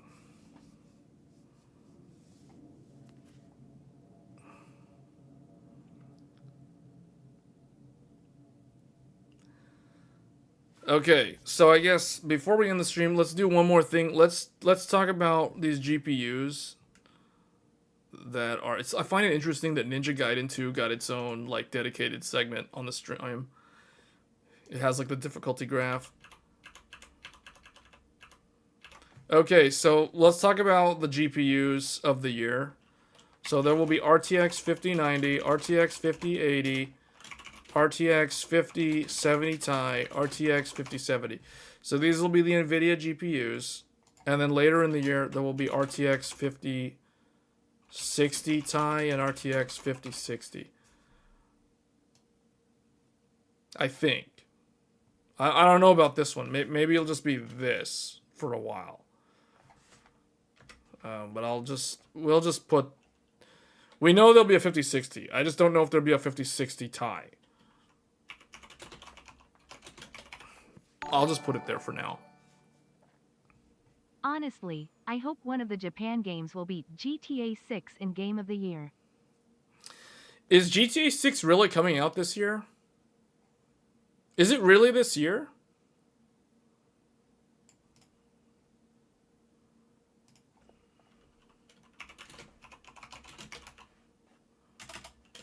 I put XT. I put TI. Are you sure?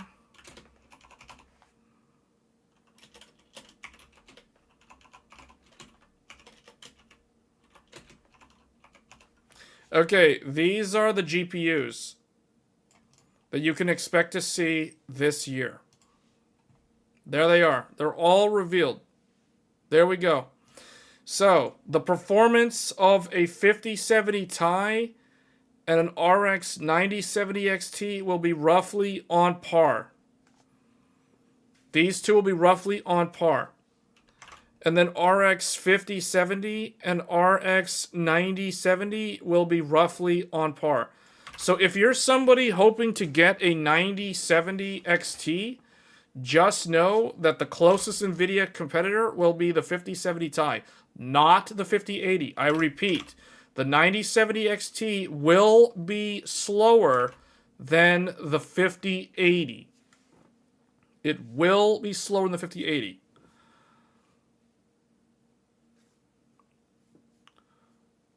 So this is the hierarchy. AMD has already declared this is the hierarchy in that one thing that they showed at CES. Will it be slower? Yes, it will be slower than the XTX. The XTX is here. The XTX is here, but we don't list it. You know why we don't list it? Because it'll be discontinued. They won't make it anymore. Guys. Okay, currently, so hold on. Let's do this a little bit different. So for the first half of the year, RTX 5090, RTX 5080, RTX 5070 Ti, RTX 5070, and then RTX 4060 Ti, RTX 4060. And then we have, for the first part of the year, RX 7900 XTX. And then, you know, 9070. Well, it gets confusing because you have these other ones. Well, I'm not even going to include those because they're EOL'd already. I haven't even talked about that. Well, that's what I was going to get at by drawing this or listing these. 9070 XT, RX 9070. So these will be the GPUs.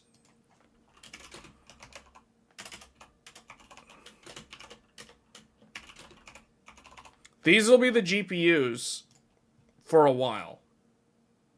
For the first half of the year, these are the GPUs. Over here in this box is EOL GPUs. EOL GPUs. RTX 4090, RTX 4080S, RTX 4070 Ti, Super Ti, such a stupid name. RTX 4070S. All these GPUs are EOL.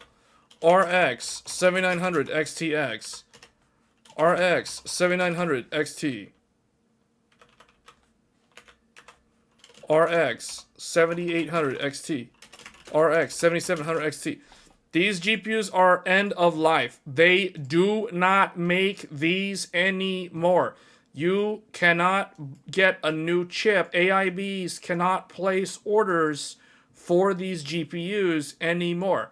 Which means if you see one on Newegg, it means that it is a GPU that was already like stocked by Newegg. Newegg bought it from the distributor for a while back, and they're just trying to get rid of old inventory.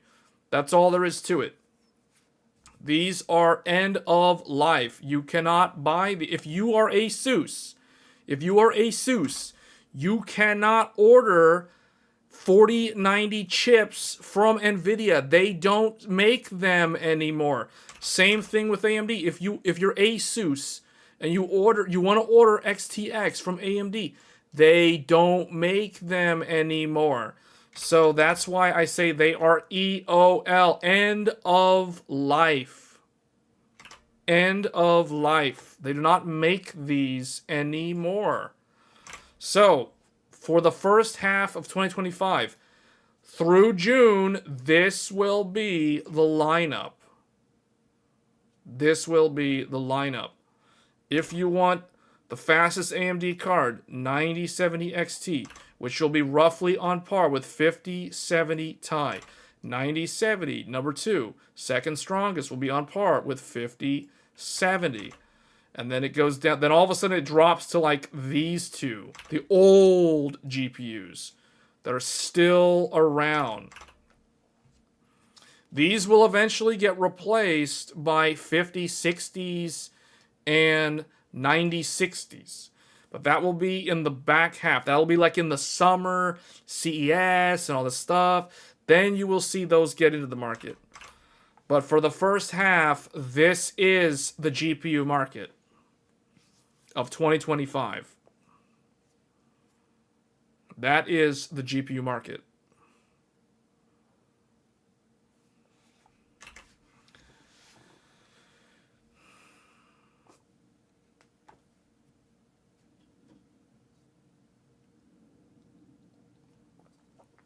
XTX, anything under $900 is good. If you can find an XTX in the $800 range, that's a good deal. For 24 gigabytes of VRAM, that's a very good deal. For like 800 something bucks. Yeah, XTX is the best deal right now.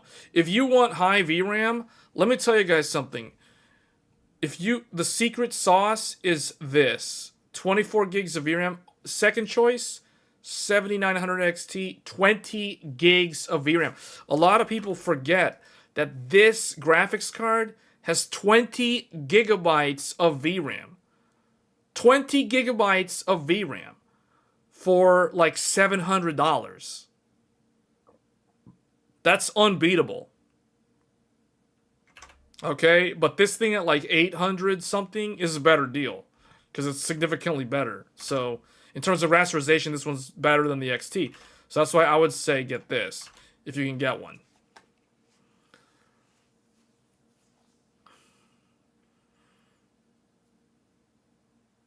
I mean, I've played my 35 hours on Ninja Gaiden Black.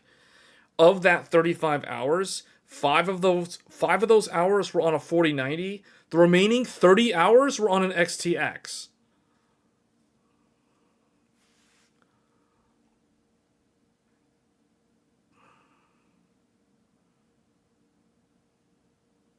We already showed the numbers. Did you not pay attention to the review? We already showed the numbers. The 5080 is faster than the XTX in rasterization.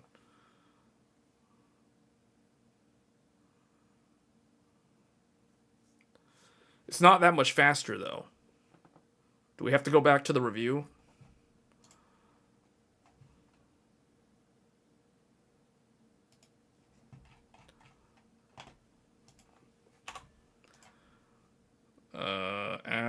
Relative. Right there. So if you're at 1440p, let's see, 1440p. XTX 89% FE. So we're talking 10%. So the 5080 is 10% faster than an XTX. 10% faster. Think about how much money you have to pay. And it only has 16 gigs of VRAM. This is why it's kind of stupid. The 5080 is a stupid part because it is, you're paying, on average, you're going to be paying like $1,200 for a 16 gigabyte graphics card.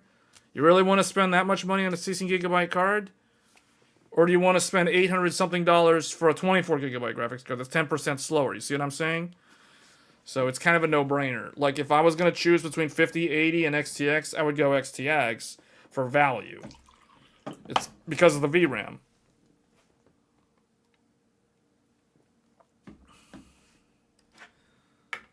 VRAM, if there's one thing I've learned, VRAM has become like the most important metric. That and the bus width. But realistically, the VRAM total is so important.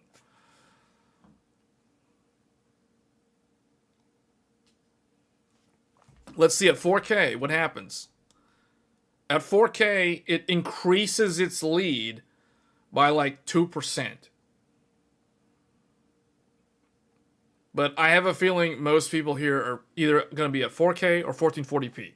So on average, I'll say it's like 10 to 11% slower than the 5080, while offering 8 gigabytes more VRAM. Now do you see why I'm telling people that 50 series is most likely a huge skip? For anybody with a 7000 series Radeon or a 4000 series NVIDIA card, 50 series is a massive skip. It's a big skip.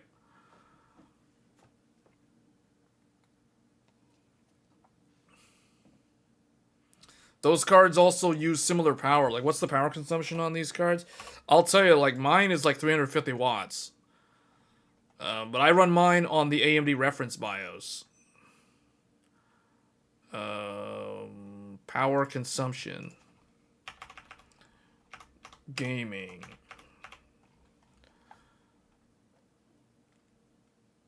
XTX uses 360 watts. The 5080 FE uses... But we looked at the AIBs. The Zotac was more. Zotac was...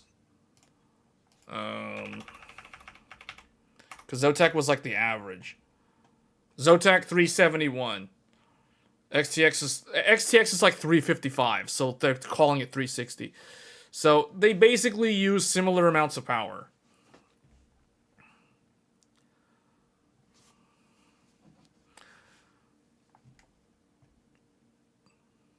$6,900 XT could also be good because that is a 16 gigabyte GPU on the used market. That could actually be a very good deal.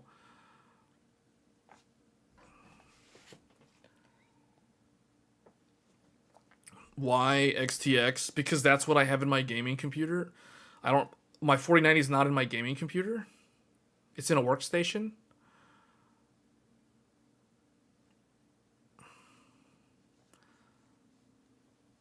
Most of my games are played on an XTX. Which XTX? I have more than one XTX. So I have 3 XTX cards, for those that don't know. So now we have to go into the database. 7900 XTX.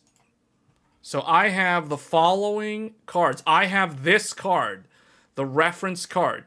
This graphics card is paired up with the Intel Core Ultra 9285K. This is what the Intel uses when playing games. And then I also have the... Hold on, where Power Color... This one. Power Color Red Devil Limited Edition. This was the one that I got at launch. This is the launch model. I got this one at launch. I got the reference card sometime after launch. This one is currently paired up. This is in my gaming computer. This one is with the 9800X3D. 9800X3D plus Power Color Red Devil. Intel 285K plus AMD reference card. And then the third one is the one that we're streaming on right now. That one would be this one.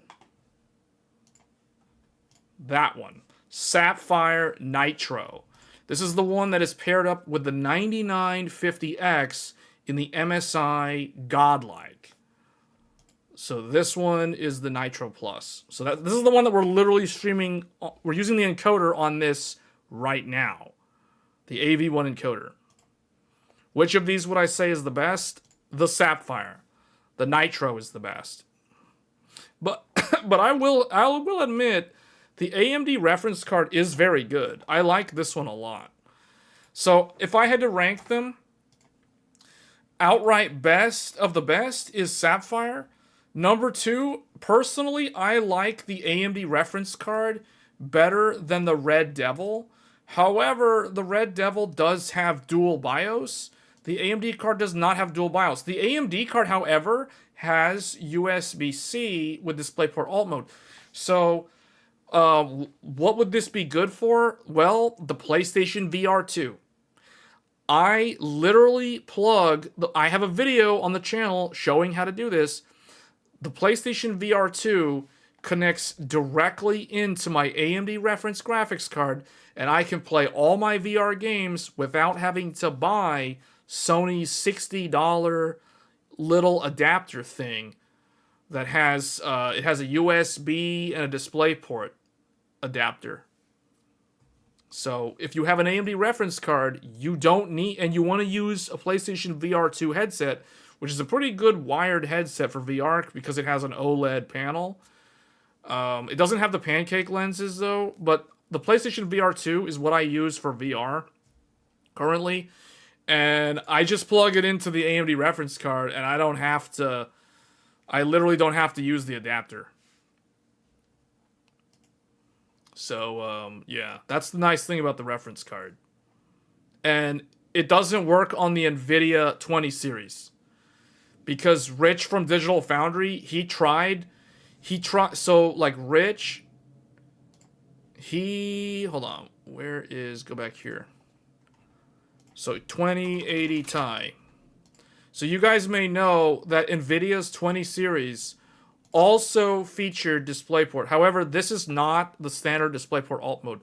They're using some, it's that, man, what was it called? It was like some kind of DisplayLink thing it's not DisplayLink, it's some other thing. Basically, PlayStation VR 2 does not work with the USB-C on an RTX 20 series reference card. Rich from Digital Foundries verified that it did not work. Then when he plugged it into this card, like I did in my video, it worked. So it works on the AMD card, it does not work on the NVIDIA card. So I'm a big fan of the reference card. I think it's really good. It is not, it's not loud, but it's not quiet. It is audible. So it is basically about as noisy as the Founders Edition 5090 and 5080. To give people an idea, that 35 dBA, 1700 RPM.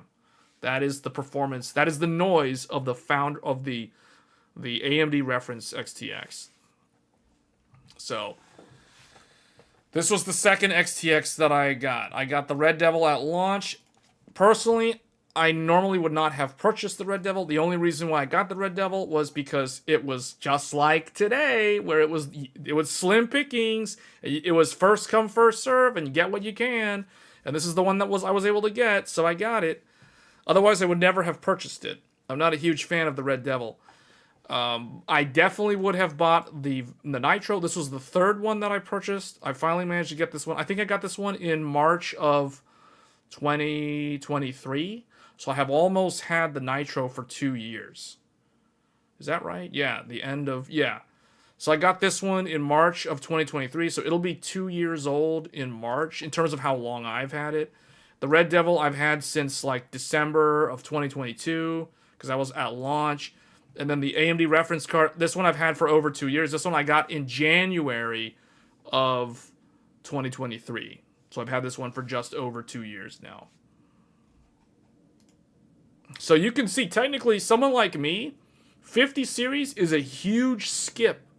It's a huge skip because I haven't hit my 3-year mark yet. You know what I've said, right? Like I say 3-year, 5-year, 7-year. So I've only been on XTX for like just over 2 years now. So technically 50 series it hasn't been long enough. So technically I should skip to 60 series or AMD's next generation.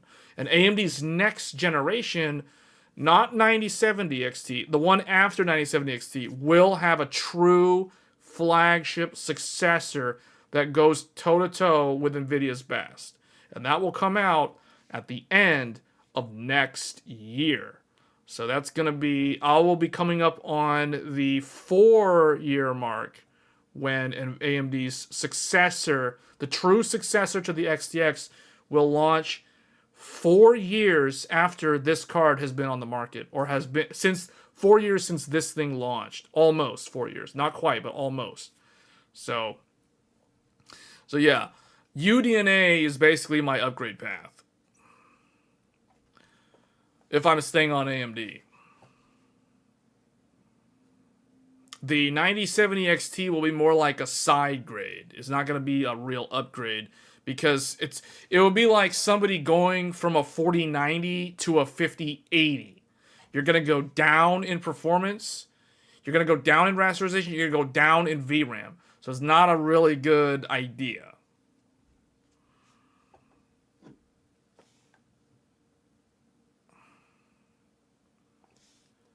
You should have done this tier list in Paint.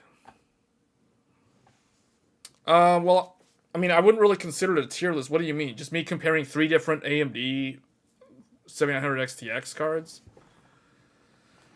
How many PCs do I have now? Well, okay, that we need to use Paint, because I always lose track.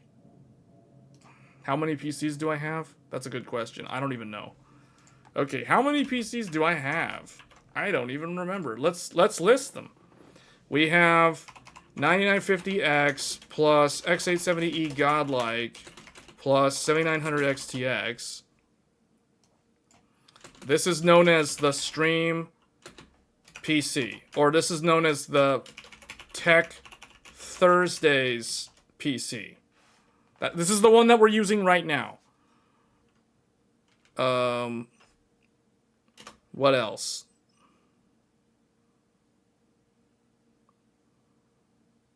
I mean, you guys tell me, because do you guys remember like what my other PCs were? Because I gotta think about it for a second. I know I've got Threadripper. Oh yeah, Threadripper.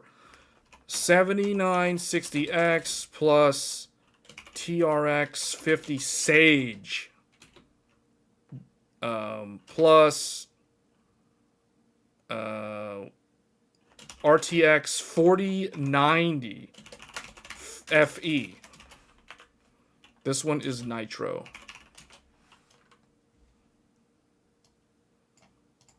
There's that one.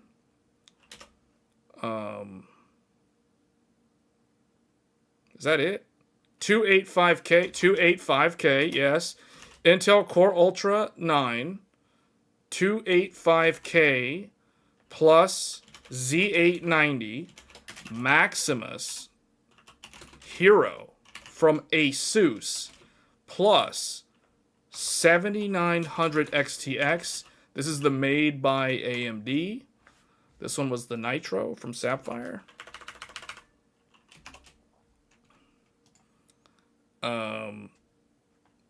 Is that it? I think that's it. There's one more. There's one more that you guys are forgetting. There is one. Oh, you guys want to know where the B580 is? That's in this computer. Plus B580. Plus B580. B580. There's 2 graphics cards in this computer. I don't have a Tai Chi. I don't have a 5090. Oh, hold on a second. Okay, I think people misinterpreted what happened at the beginning of the stream. I think when I was waving around a certain graphics card, people thought I had a 5090. That's funny. I was waving around this. It's been sitting on the desk the whole time. This GPU. People thought that I got a 5090. This is everyone's favorite NVIDIA card. 3080 Ti. 3080 Ti. This is the Founders Edition 3080 graphic card. This is basically a paperweight. I literally just use it. It sits on the desk as a paperweight. 3080 Ti. It's terribly loud. It has a garbage cooler for how much power this uses. So it's impractical for me to use it now. So it's literally just sits on the desk as a paperweight. That's the 3080 Ti. Yeah, no, I don't have a 5090. I want to clarify that. People thought that I managed to get a 5090. No. If I managed to get one from Best Buy, I would not have it today. I'd have to go get it like next week. Close the stream.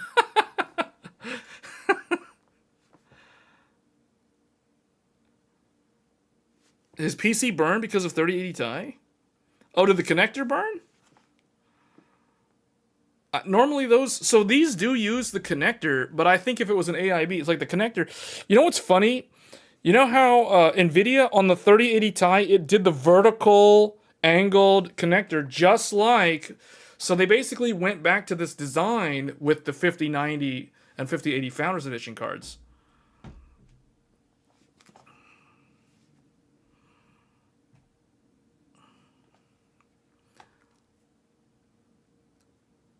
Wow.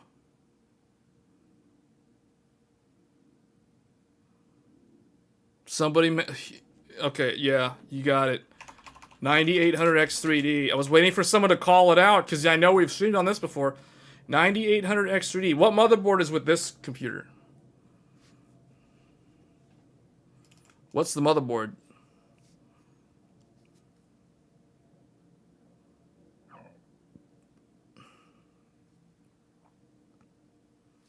Hero. Crosshair Hero. Remember, the Intel version is called Maximus. The AMD version is called Crosshair, but they're basically the exact same motherboard. And this one has the 7900 XT Red Devil Limited Edition. Or LE. We'll just call it LE.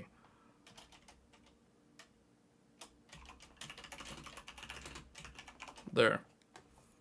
There you go. There we go. That answers the question. 4 PCs.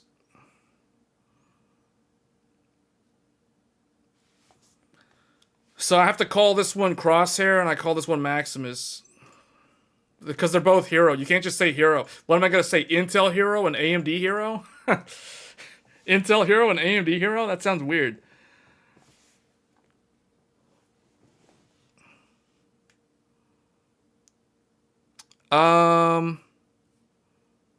Oh, you're right. I do. There is a mysterious PC with a 4080 Super. Someone's been keeping track. Someone has been keeping track. 7950 X3D plus the old X670E Gigabyte Aorus Master. The old X670E. This PC somewhere. It's somewhere. With the RTX 4080 Super Founders Edition. Somewhere. I don't know. Where is this? I gotta go look for this computer. I don't know where it is. It's definitely not here. I don't know where it is. It's somewhere. Yeah, this is my old computer. X670E Aorus Master, the original, my very first AM5 motherboard from way back. Yeah, you got it. That was the one computer that I'm surprised somebody mentioned that. I'm surprised someone mentioned that.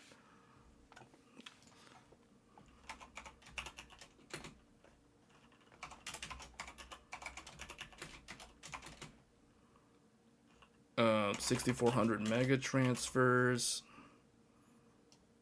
Let's do the RAM amounts.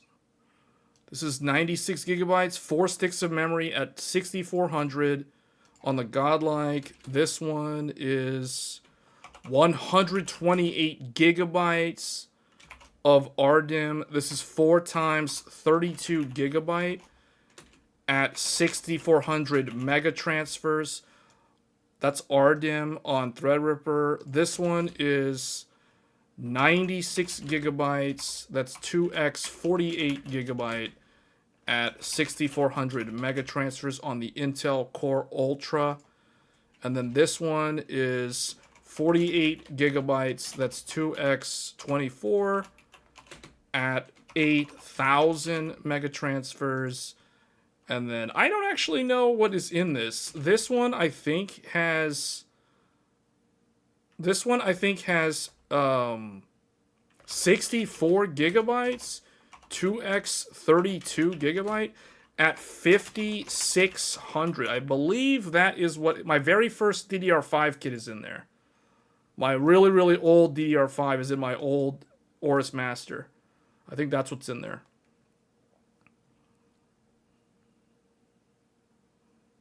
All the RAM numbers are here.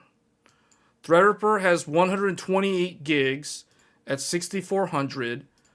Godlike has 96 gigs. That's 4 sticks of single rank at 6400.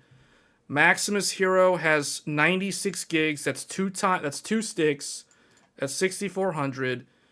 The Crosshair Hero has 48. That's my overclocking kit. This is 48 gigabyte at 8000, and then, you know, that's like the old stuff. I think that's it. I think you guys are right. This is all of them. There's 5 computers. I think that's it. That's it. You got it. Somebody mentioned 1300. Oh boy. Oh no, there's 1300K. Oh. Yeah, it's not really alive. I mean, okay, the CPU's fine. It's just I don't really use it anymore, although we are probably going to bring it for a special cameo for Monster Hunter. So the 1300K it's basically retired. It's retired, but I can bring it back. Z790 Aorus Master from Gigabyte.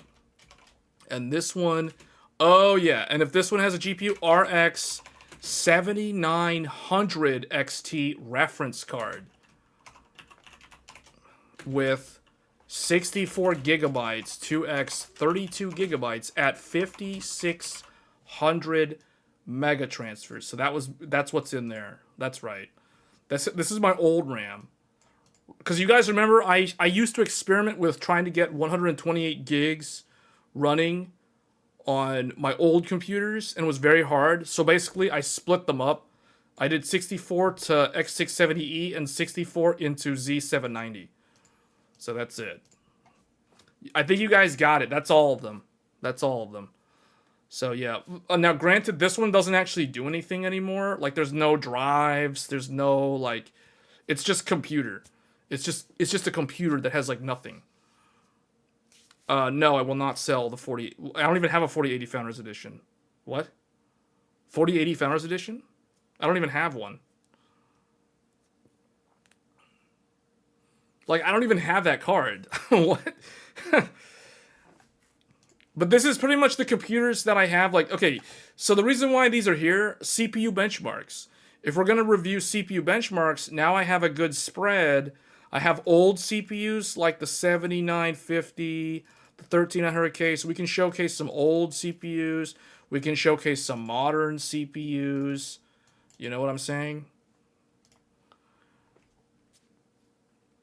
4080 Super FE. No. No. None of these cards are for sale. At least as of right now, none of these graphics cards are for sale. If I have to sell them, I will announce it. But currently, none of them are for sale. Obviously, all of them are in use. The reason why I hold on to the old graphics cards is because how does a YouTube channel showcase generational uplifts? You know what I'm saying? Now, I don't have any 50 series cards to compare these with, but if I did, I would be using these, at least some of them. I would be showcasing 4080 Super, 7900 XT. So basically, if I was going to make a review video, I would show the reference card, the reference card, the reference card, and the reference card. That is the reason why I typically buy reference / Founders Edition graphics cards, because if I'm going to make reviews, I want to showcase like stock, you know, reference spec. If we're going to do overclock or that kind of thing, then we do that in a separate video later on.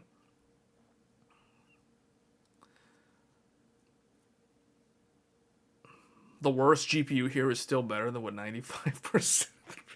Which one's the worst? Oh, I guess this one's technically the weakest one. Well, this one also, I think the 4080 uses a little bit less power than the... These two basically use very similar amounts of power, actually. So it's like 1300K uses a stupid amount of electricity. The sad thing is this thing uses more electricity than my Threadripper while gaming. That's very embarrassing for Intel, which is the reason why we pair it up with like the lowest wattage GPU. Which of these 5 RAM configurations have been the best for you? What do you mean by best? Like, you mean performance? So, it depends on what you're looking for. So, for performance, I can tell you this is the fastest. Like, this is just straight up the fastest. But if you're talking, like, capacity, I would say 2 times 48. So, this... and...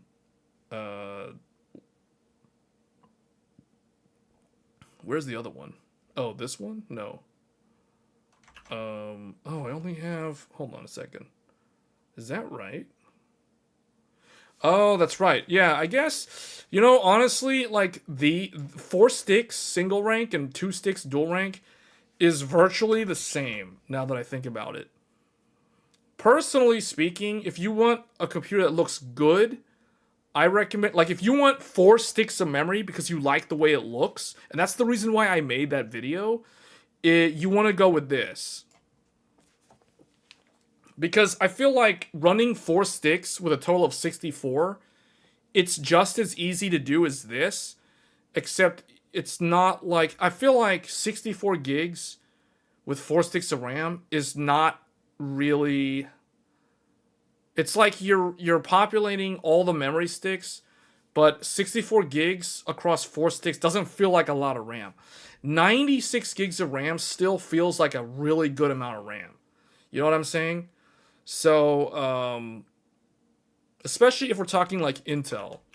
Because Intel, so if you do the math, Intel is 8 P cores plus 16, in the case of the Core Ultra, 16 E cores equals 24 cores / threads. So, how do you determine the amount of RAM? Multiply by 4. Guess what? Intel Core Ultra 9 should have a minimum of 96 gigabytes of RAM. And therein lies the reason why I have 96 gigabytes with the Intel Core Ultra. technically the 13900K should also be running 96 gigabytes. And to be fair to the 13900K, if I didn't have this computer, this RAM used to be in the 13900K because I used to use the 13900K as my home server. But now that I've retired it, I don't really use it anymore. So it's basically it's not even plugged into a into a power supply cable. Like it's literally sitting on the floor somewhere doing absolutely nothing. So it's kind of just there if I need it for like review content to compare like CPUs, you know what I'm saying? Like CPU benchmarks. That's the only reason why I hold on to it. Otherwise, I probably would not keep it anymore. But anyway, that's the reason why that's there. But yeah, 13900K and Intel Core Ultra should be on 96 gigabytes of RAM. But I don't really use mine anymore. If I have to boot into it, I need to have some amount of RAM just to get in. I think 64 gigs of RAM is a good amount to be able to boot up into the 13900K. So, I mean, obviously I'm joking there when I say that. You don't need 64 gigs of RAM if you literally just want to boot up into the computer. But that's what I have available. So, that's what I'm using. But yeah, all my computers are spec'd. All the memory is spec'd to match base of the core. Or more. You know what I'm saying? So it's like, technically, like if you're on an 8-core, you should be running no less than 32 gigs of RAM. And you can see I'm running 48. So that's still a very balanced build.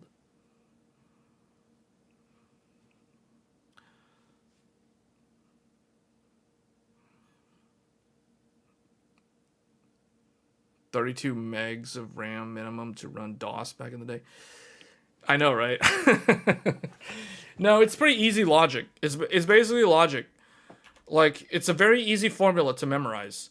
You take the number of cores, physical cores, multiply by 4, because it's 4 gigs of RAM per physical core.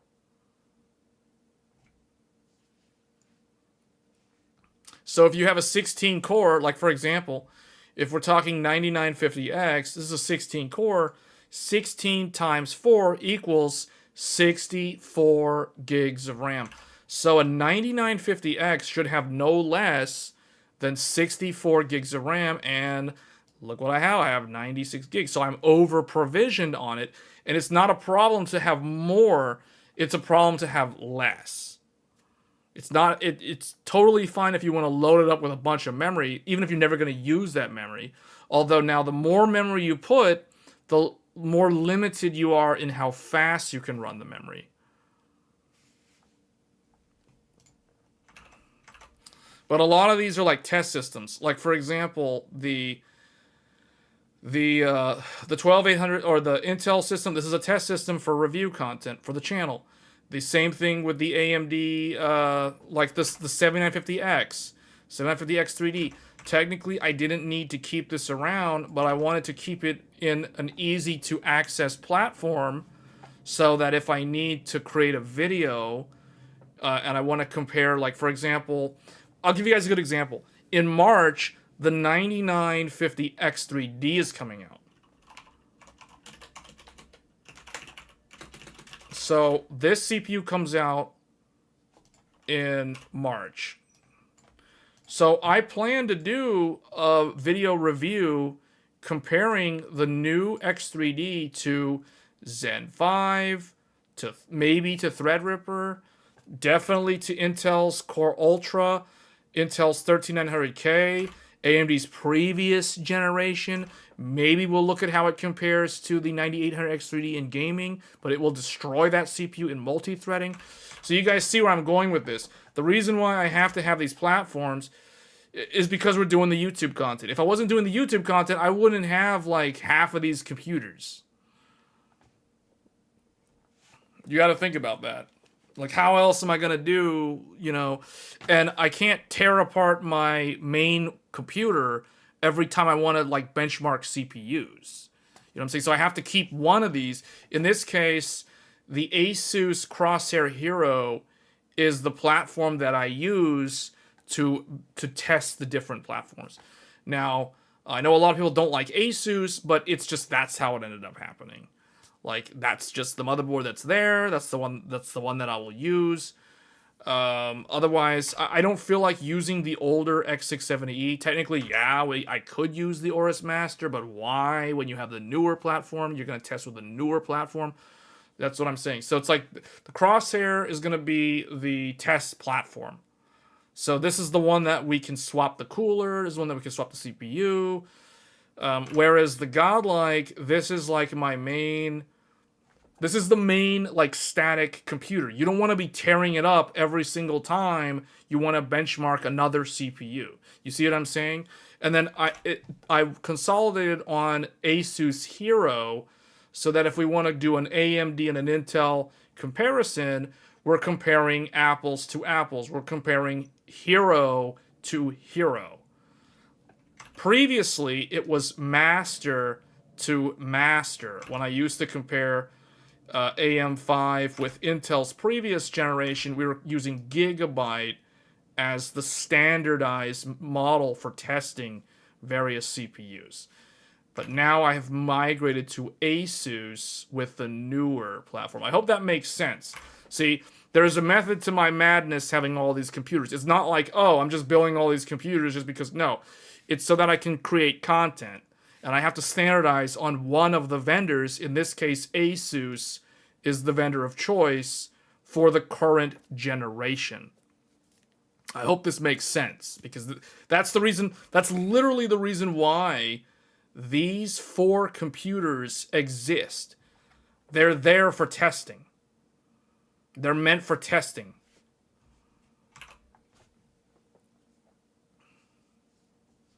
Otherwise, I really would only have 2 computers. I would have Threadripper and I would have Godlike. And that would be it. I don't need more than 2. No, I will be getting the 9950X3D. The 9950X3D launches in March. We will be making lots of videos when the 9800X3D launches for CPU content. So that's why I need to have these platforms available. That's the other reason why the Intel and the old AMD is still around, because we're going to have to compare those.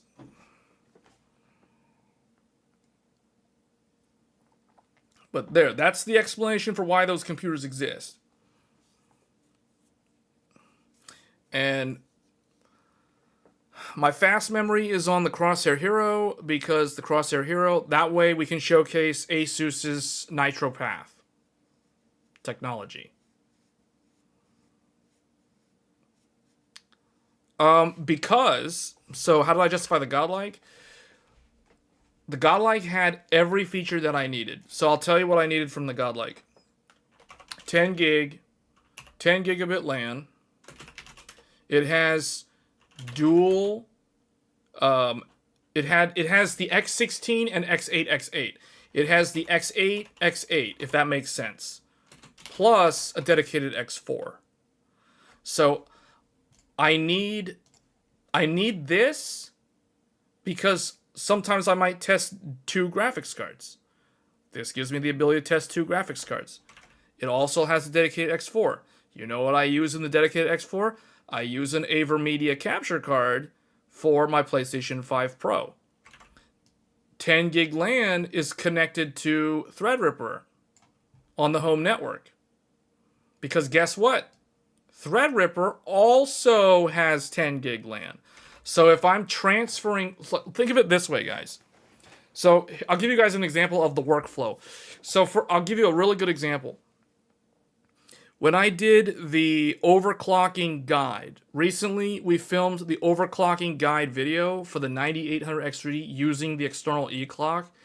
So in order to film that video, I had to use a capture card on the Godlike to record the BIOS of the Asus Crosshair Hero. That way you can get a clear picture. So the way I used to do those videos is, if you've watched my older videos on overclocking, I used to have my camera pointed at the monitor to show the BIOS screen. But people were like, well, how can you improve the quality of that? Okay, well, I'll use a capture card. So I connected the Crosshair into the capture card. So basically, it looks like this. The godlike is here, the crosshair is here, and the crosshair is like skinnier. So it's like this. So I have the crosshair with the graphics card. Here's the crosshair with the GPU. And then I have the godlike with the GPU, the Sapphire Nitro. And then I have the nvidia down here. So I run an HDMI cable from the crosshair into the godlike. That way I can record what I'm doing in the BIOS. So I make the video. Then I have a 10 gig interface LAN that runs through the switch network. So through the LAN network. And you know what's on the other side of that? The Threadripper. So the Threadripper can be used to back up the raw footage. Then I do the final edit of the video on the Threadripper, because the Threadripper is so good at rendering videos. Plus you add the 4090 plus Threadripper together, I can render 4K 60 FPS videos in like 3 minutes or less. So that's the reason why we use Threadripper to edit the videos, because it can crush all the heavy rendering. I could do this on the godlike, it would just take longer to render the video. And if I need to make additional edits after reviewing the video, after that, because I still do a final take looking through the final video before I put it on the internet, and if I have to make a change, I have to re-render the new change. So that the time it takes to make that just compounds. So that is the reason why they say when you watch like CPU reviews, like from Gamers Nexus and all, they'll tell you in the review like multi-thread matters for productivity. So Threadripper can reduce the time it takes to do the video editing to such a degree where it's kind of a no-brainer. And the reason why I needed the godlike is because the godlike gives me that 10 gig LAN. Because remember, when I record the raw unedited video is stored on the godlike. And then from there, I can either edit it on the godlike directly, or typically what happens is I transfer the file over the 10 gig network to the Threadripper, and then the Threadripper is where I do the edit. That's how it works. Do you use AI to write your script? No, I don't use a script. You're talking about, like, I assume you're talking about the video? No. There's no script. It's just straight up, like, me just telling it like it is. But anyway, I hope this makes sense. This is kind of like behind the scenes. Maybe I'll shoot a video behind the scenes someday. If you guys are interested in seeing how the workflow is set up, like what it actually takes to run like a YouTube channel in terms of like a one-man show, literally doing everything, all the video filming, all the video editing, everything. Because I don't have an editor. I do everything by myself. It's literally a one-man show. So, but with these computers, you know, like it's kind of like having like AI helpers, so to speak, like divide the workload. So think of it like this. Godlike is the filming. The hero is basically the subject. So it's like if we're filming an overclocking guide, we'll use the hero.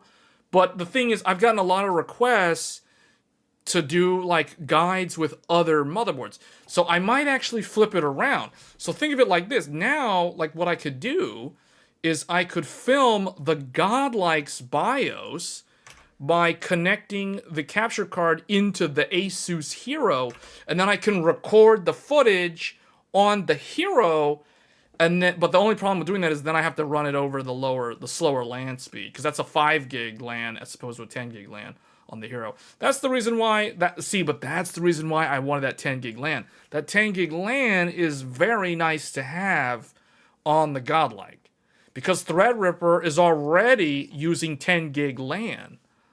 My Threadripper is 10 gig LAN, and the Godlike is 10 gig LAN. So I basically have my HEDT as a big editing station render farm, essentially. It's like a, I say rendering farm. It's not a farm, but you get what I'm saying. And then the godlike is kind of like the stream computer. It's like the production computer. And then Threadripper is like behind the scenes doing all the like heavy lifting. So that's how the workflow typically works.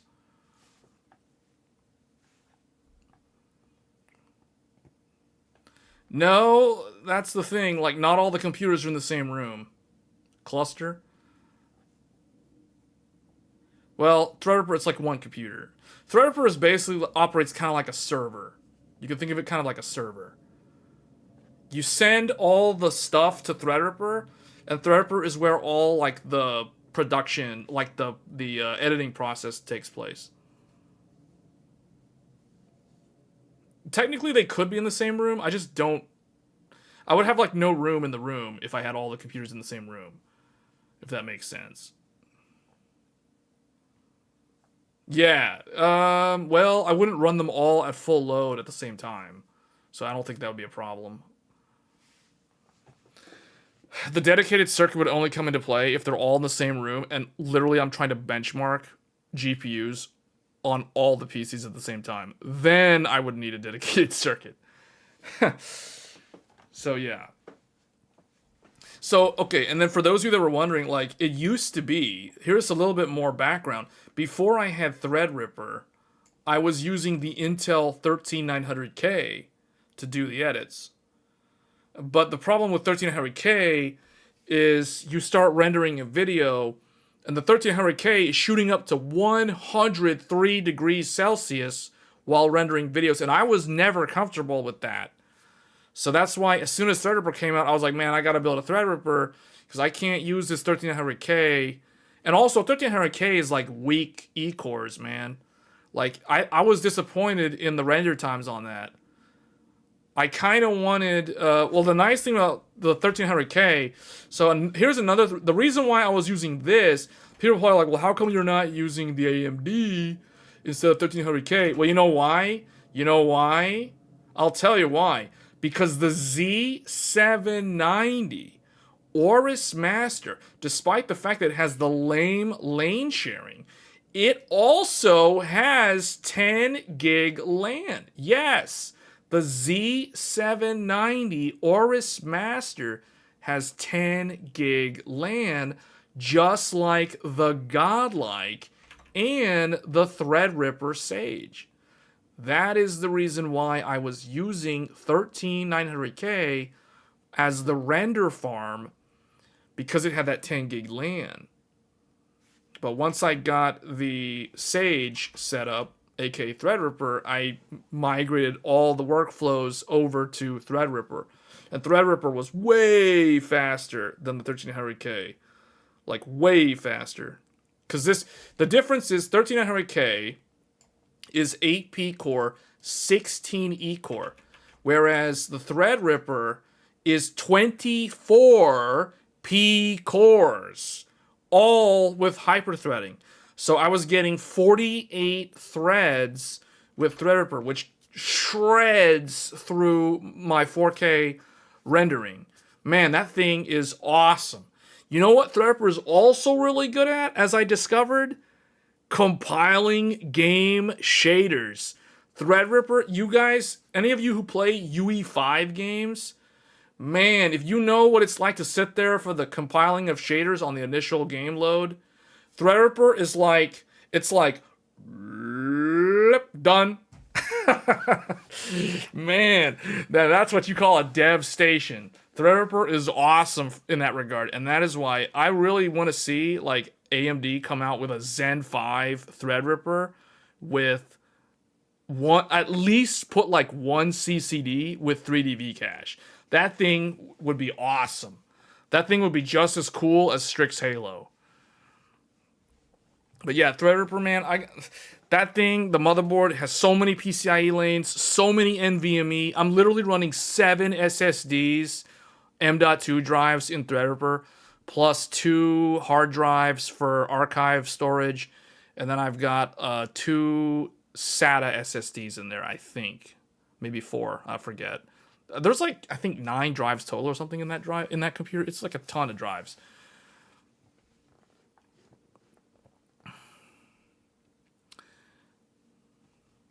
Encode, decode, compile, compress. What are you talking about? Yeah, Threadripper can do all of that. Threadripper is Epic, by the way. So for those that don't know, the only difference is Epic has more memory channels. Epic has like 12 channel memory. Threadripper has 4. And then Threadripper Pro has 8. That's the difference. But for my workloads, I don't benefit from like 12 channels of memory. You know what I'm saying? Like, I don't host a game server or anything. Or like an MMO. It's like, I'm not running like a WoW private server. With like 2,000 people logging in.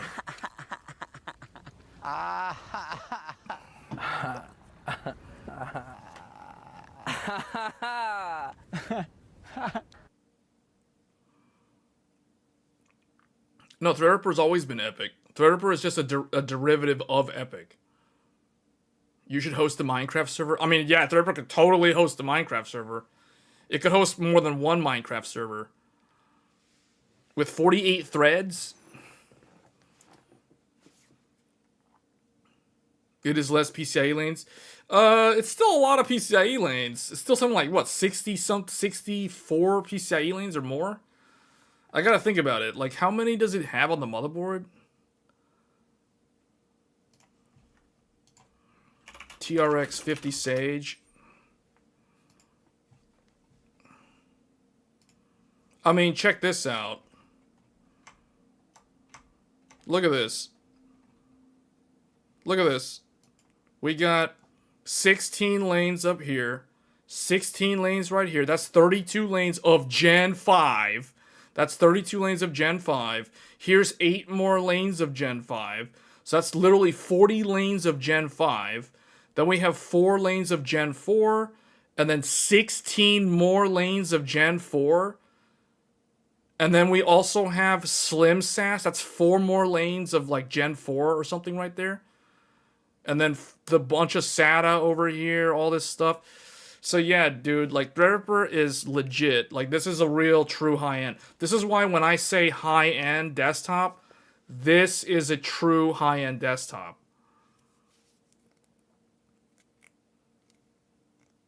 It's got Gen 5 SSD here, 2 more Gen 5 SSDs under here. It has a Slim SAS for that 4th SSD, for the Enterprise SSD even. Yeah, postcode debug down here at the bottom. It's got everything. Quad channel memory. Quad channel memory. Quad channel memory means I can run 256 gigs of RAM at 6400, no problem. Rock solid stable. I'm literally running 128 gigs of RDIMM at 6400 on this thing. No problem. You don't have to do any BIOS tweaks because it's quad channel. It's one DPC. If you're new to the channel and you're curious about this computer, I literally live streamed the computer build back in November of 2023. That was when I built this computer. Yes, this is the motherboard with a 2005 looking BIOS. That is correct. And that is because it's using a server grade UEFI. It's typical EFI. It has BCM management. It has full BCM management. Asus even sells a server management card that works with this motherboard. So if you literally wanted to do remote systems management, like if you were an IT admin, you could manage this remotely. It's basically a dev station, guys. Like, game developers, this is the reason why people complain about game developers unoptimizing their games. You know why? Because their dev test units are probably Threadripper, and they probably have some stupid amount of RAM, like 1 terabyte of RAM, or some stupid amount of RAM where they're never limited by memory. So they can have the most unoptimized mess. They can literally have memory leaks in their game, and their computer's not going to crash because they have 1 terabyte of RAM. And on top of that, the RAM is RDIMM. It has ECC, fully error-corrected RAM. So they have a memory leak, but the RAM is literally like self-healing in the background. So they don't crash. It's rock solid stable. And they're probably testing with like Ada 6000 48 gigabyte VRAM GPUs. So it's like a dev can be like the worst programmer ever, and it's like the game runs like garbage, but on Threadripper it doesn't matter. It can still handle it. It is the definition of brute forcing the problems with hardware. You brute force it with hardware and it just works. But yeah, we will be live streaming with Threadripper next weekend. So if you guys want to see Threadripper with an RTX 4090 in action on the latest build of the Monster Hunter Wilds open beta test, I will be featuring Threadripper in one of those streams. It'll probably be the very first one. It'll definitely be one of the earlier ones that I do. So if you want to see this in action with the 4090 Founders Edition, with 128 gigabytes of RAM at 6400, tune into that stream. Like I've said, I rarely ever stream on Threadripper. It's one of those rare occurrences. Last year, I think we did 2. In the entire year of 2024, I did 2 live streams with Threadripper. One was in January when I was doing that 5-day fast with no eating for like 5 days straight, just drinking water. I think we streamed like Halo 2 or something on Threadripper. It was some game. I forgot what game we did. Maybe it was Avatar, Frontiers of Pandora, and then the other stream was Monster Hunter Open Beta last November. So we will be doing another stream because they have a newer build. So we'll be checking out the game on Threadripper. I do this to make sure that if the game runs like garbage or if the game has memory leaks, I don't have to worry about it because Threadripper just like self-heals. I played Dragon's Dogma 2 on Threadripper. Oh, you're right. Yeah, okay. So we did 3. We did 3 live streams total. So it's very rare. It's a very rare occurrence. It's like a special. It's almost like having a guest. It's like having a guest character on the show. It's like featuring Threadripper, the TRX 50 Sage from Asus.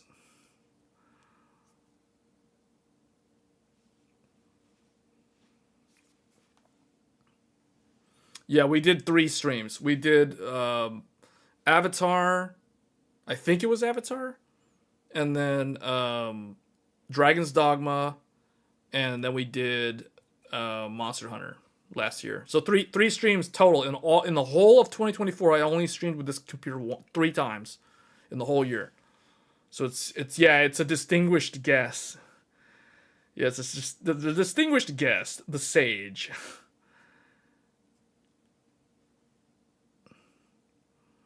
Yeah, and my chip is unlocked. You know how when you overclock it, it tells you it'll blow a fuse? Yeah, I did the blow the whole fuse thing. Yeah. Because one of the things it does, when you blow the fuse, it raises the max clock, even with no overclocking. Because I believe, if I'm not mistaken, it's like locked down to 5.1. And then when you blow the fuse... No, it's locked down to like 5.3, and then you blow the fuse and it goes to 5.5 or something. You basically gain 200 megahertz for blowing the fuse.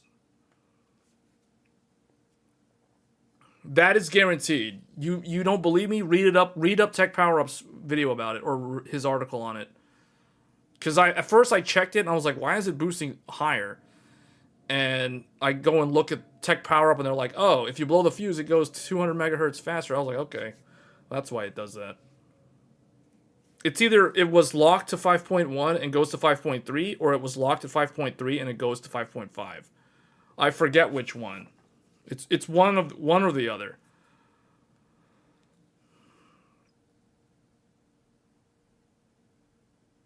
I'm not talking about testing. I'm talking about developing. There's a difference.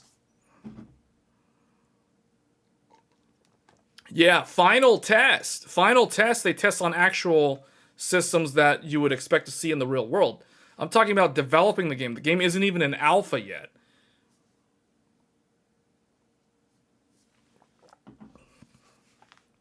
We're talking about developing, not testing. Yeah, later on they test with actual systems, and that's the reason why. That's why you see systems requirements listed as they are.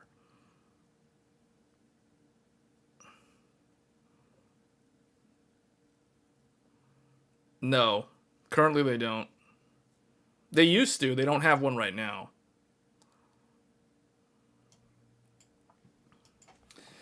The other thing too is like you got to remember with something like Threadripper, you can literally run the entire game in a virtual machine, and it will still run at decent performance levels because you have enough system resources and memory channels to throw at it. You can do things like GPU pass through. You can virtualize your hardware in a VM, and you can test the game that way in a container. Even you can even do containerized testing. Now I don't know because I'm not a game developer, so but I would imagine if they want to test the network functionality, they could basically create instances of virtual clients, virtual computers within Threadripper in VMs, and they could test like, player 1 is like VM number 1, player 2 if they're testing a multiplayer game and they want to simulate other players, clients connecting to the server, they could do that on Threadripper because otherwise they would literally have to have a bunch of physical machines, and that's going to be very, very expensive when developing a game. It's much cheaper and easier to virtualize a lot of the online component testing in games. So that's typically how they do it at scale. They use VMs. So Threadripper is good at that. Now, obviously, for something like that, they would probably have a higher end chip than what I'm running. They're probably running like a 32 core or a 64 core even.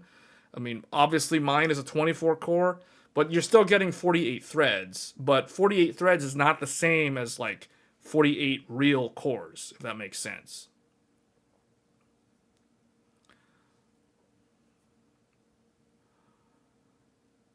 Can you buy that? Where do you go to buy that? Intel has Sapphire Rapids, but you have to either buy the one that's more like a Pro series, which is very, very expensive. And to be honest, that's kind of old now. It also, the other problem with Sapphire Rapids was that it wasn't readily available in the consumer space, and it uses a lot more power. Like a lot more power. So it's not really, it's just not as good of an experience. But yeah, they do have Sapphire Rapids, but you can't really buy one in the consumer space.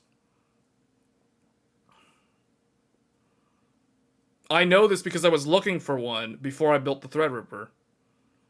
But Intel never had it available, so it's like, let's put it this way. You can't go into a Micro Center and build a Sapphire Rapids. You can go into a Micro Center and you can buy the Threadripper stuff, just straight off the shelf.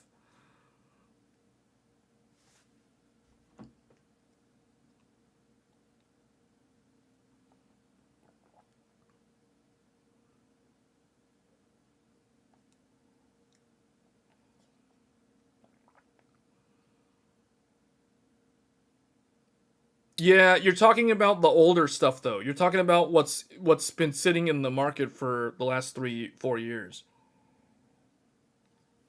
But you're also talking about workstation. We're not talking about workstation. We're talking about HEDT. HEDT is different.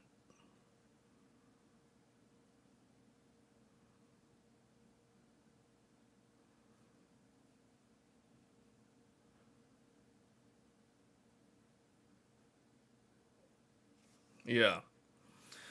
All right. Well, that was an interesting conversation on how my workflow is done using these two computers.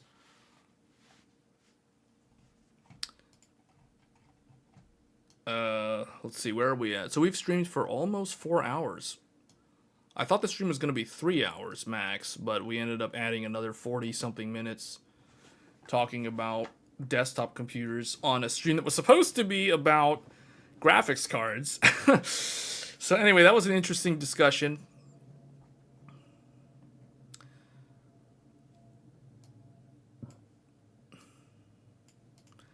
So I guess, let me see, what's the schedule look like?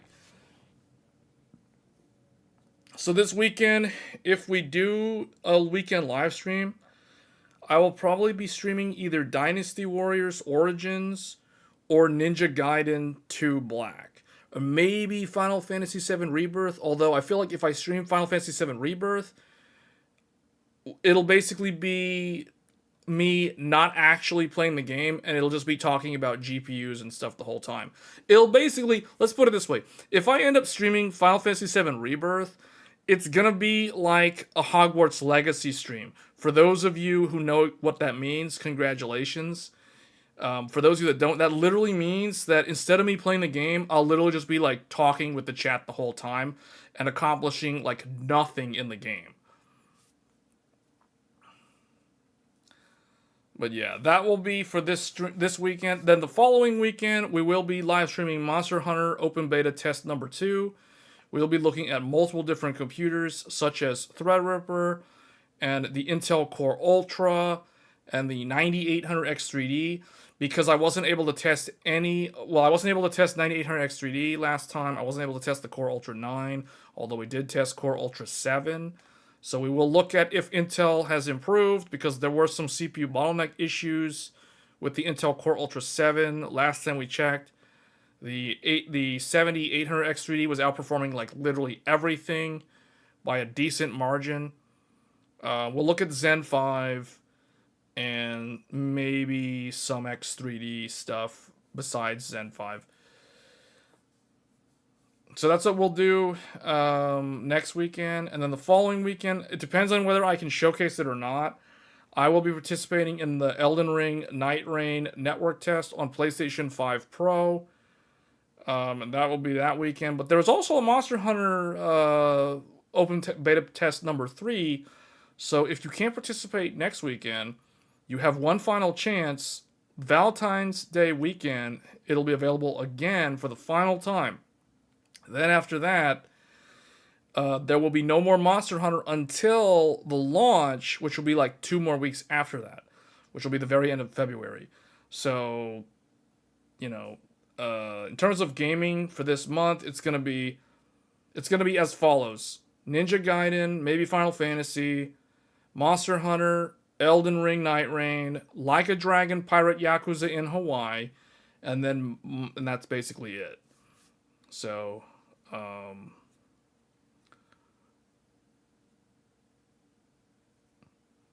right, guys, that's it for Tech Thursdays. If you are new to the channel and you like the sort of free-form open discussion content like this, where you can just ask questions and then we can go over it. If it's a technical discussion, then great, because we can educate everybody on whatever when it comes to PC DIY. Do get subscribed to the channel, though. It does help me out.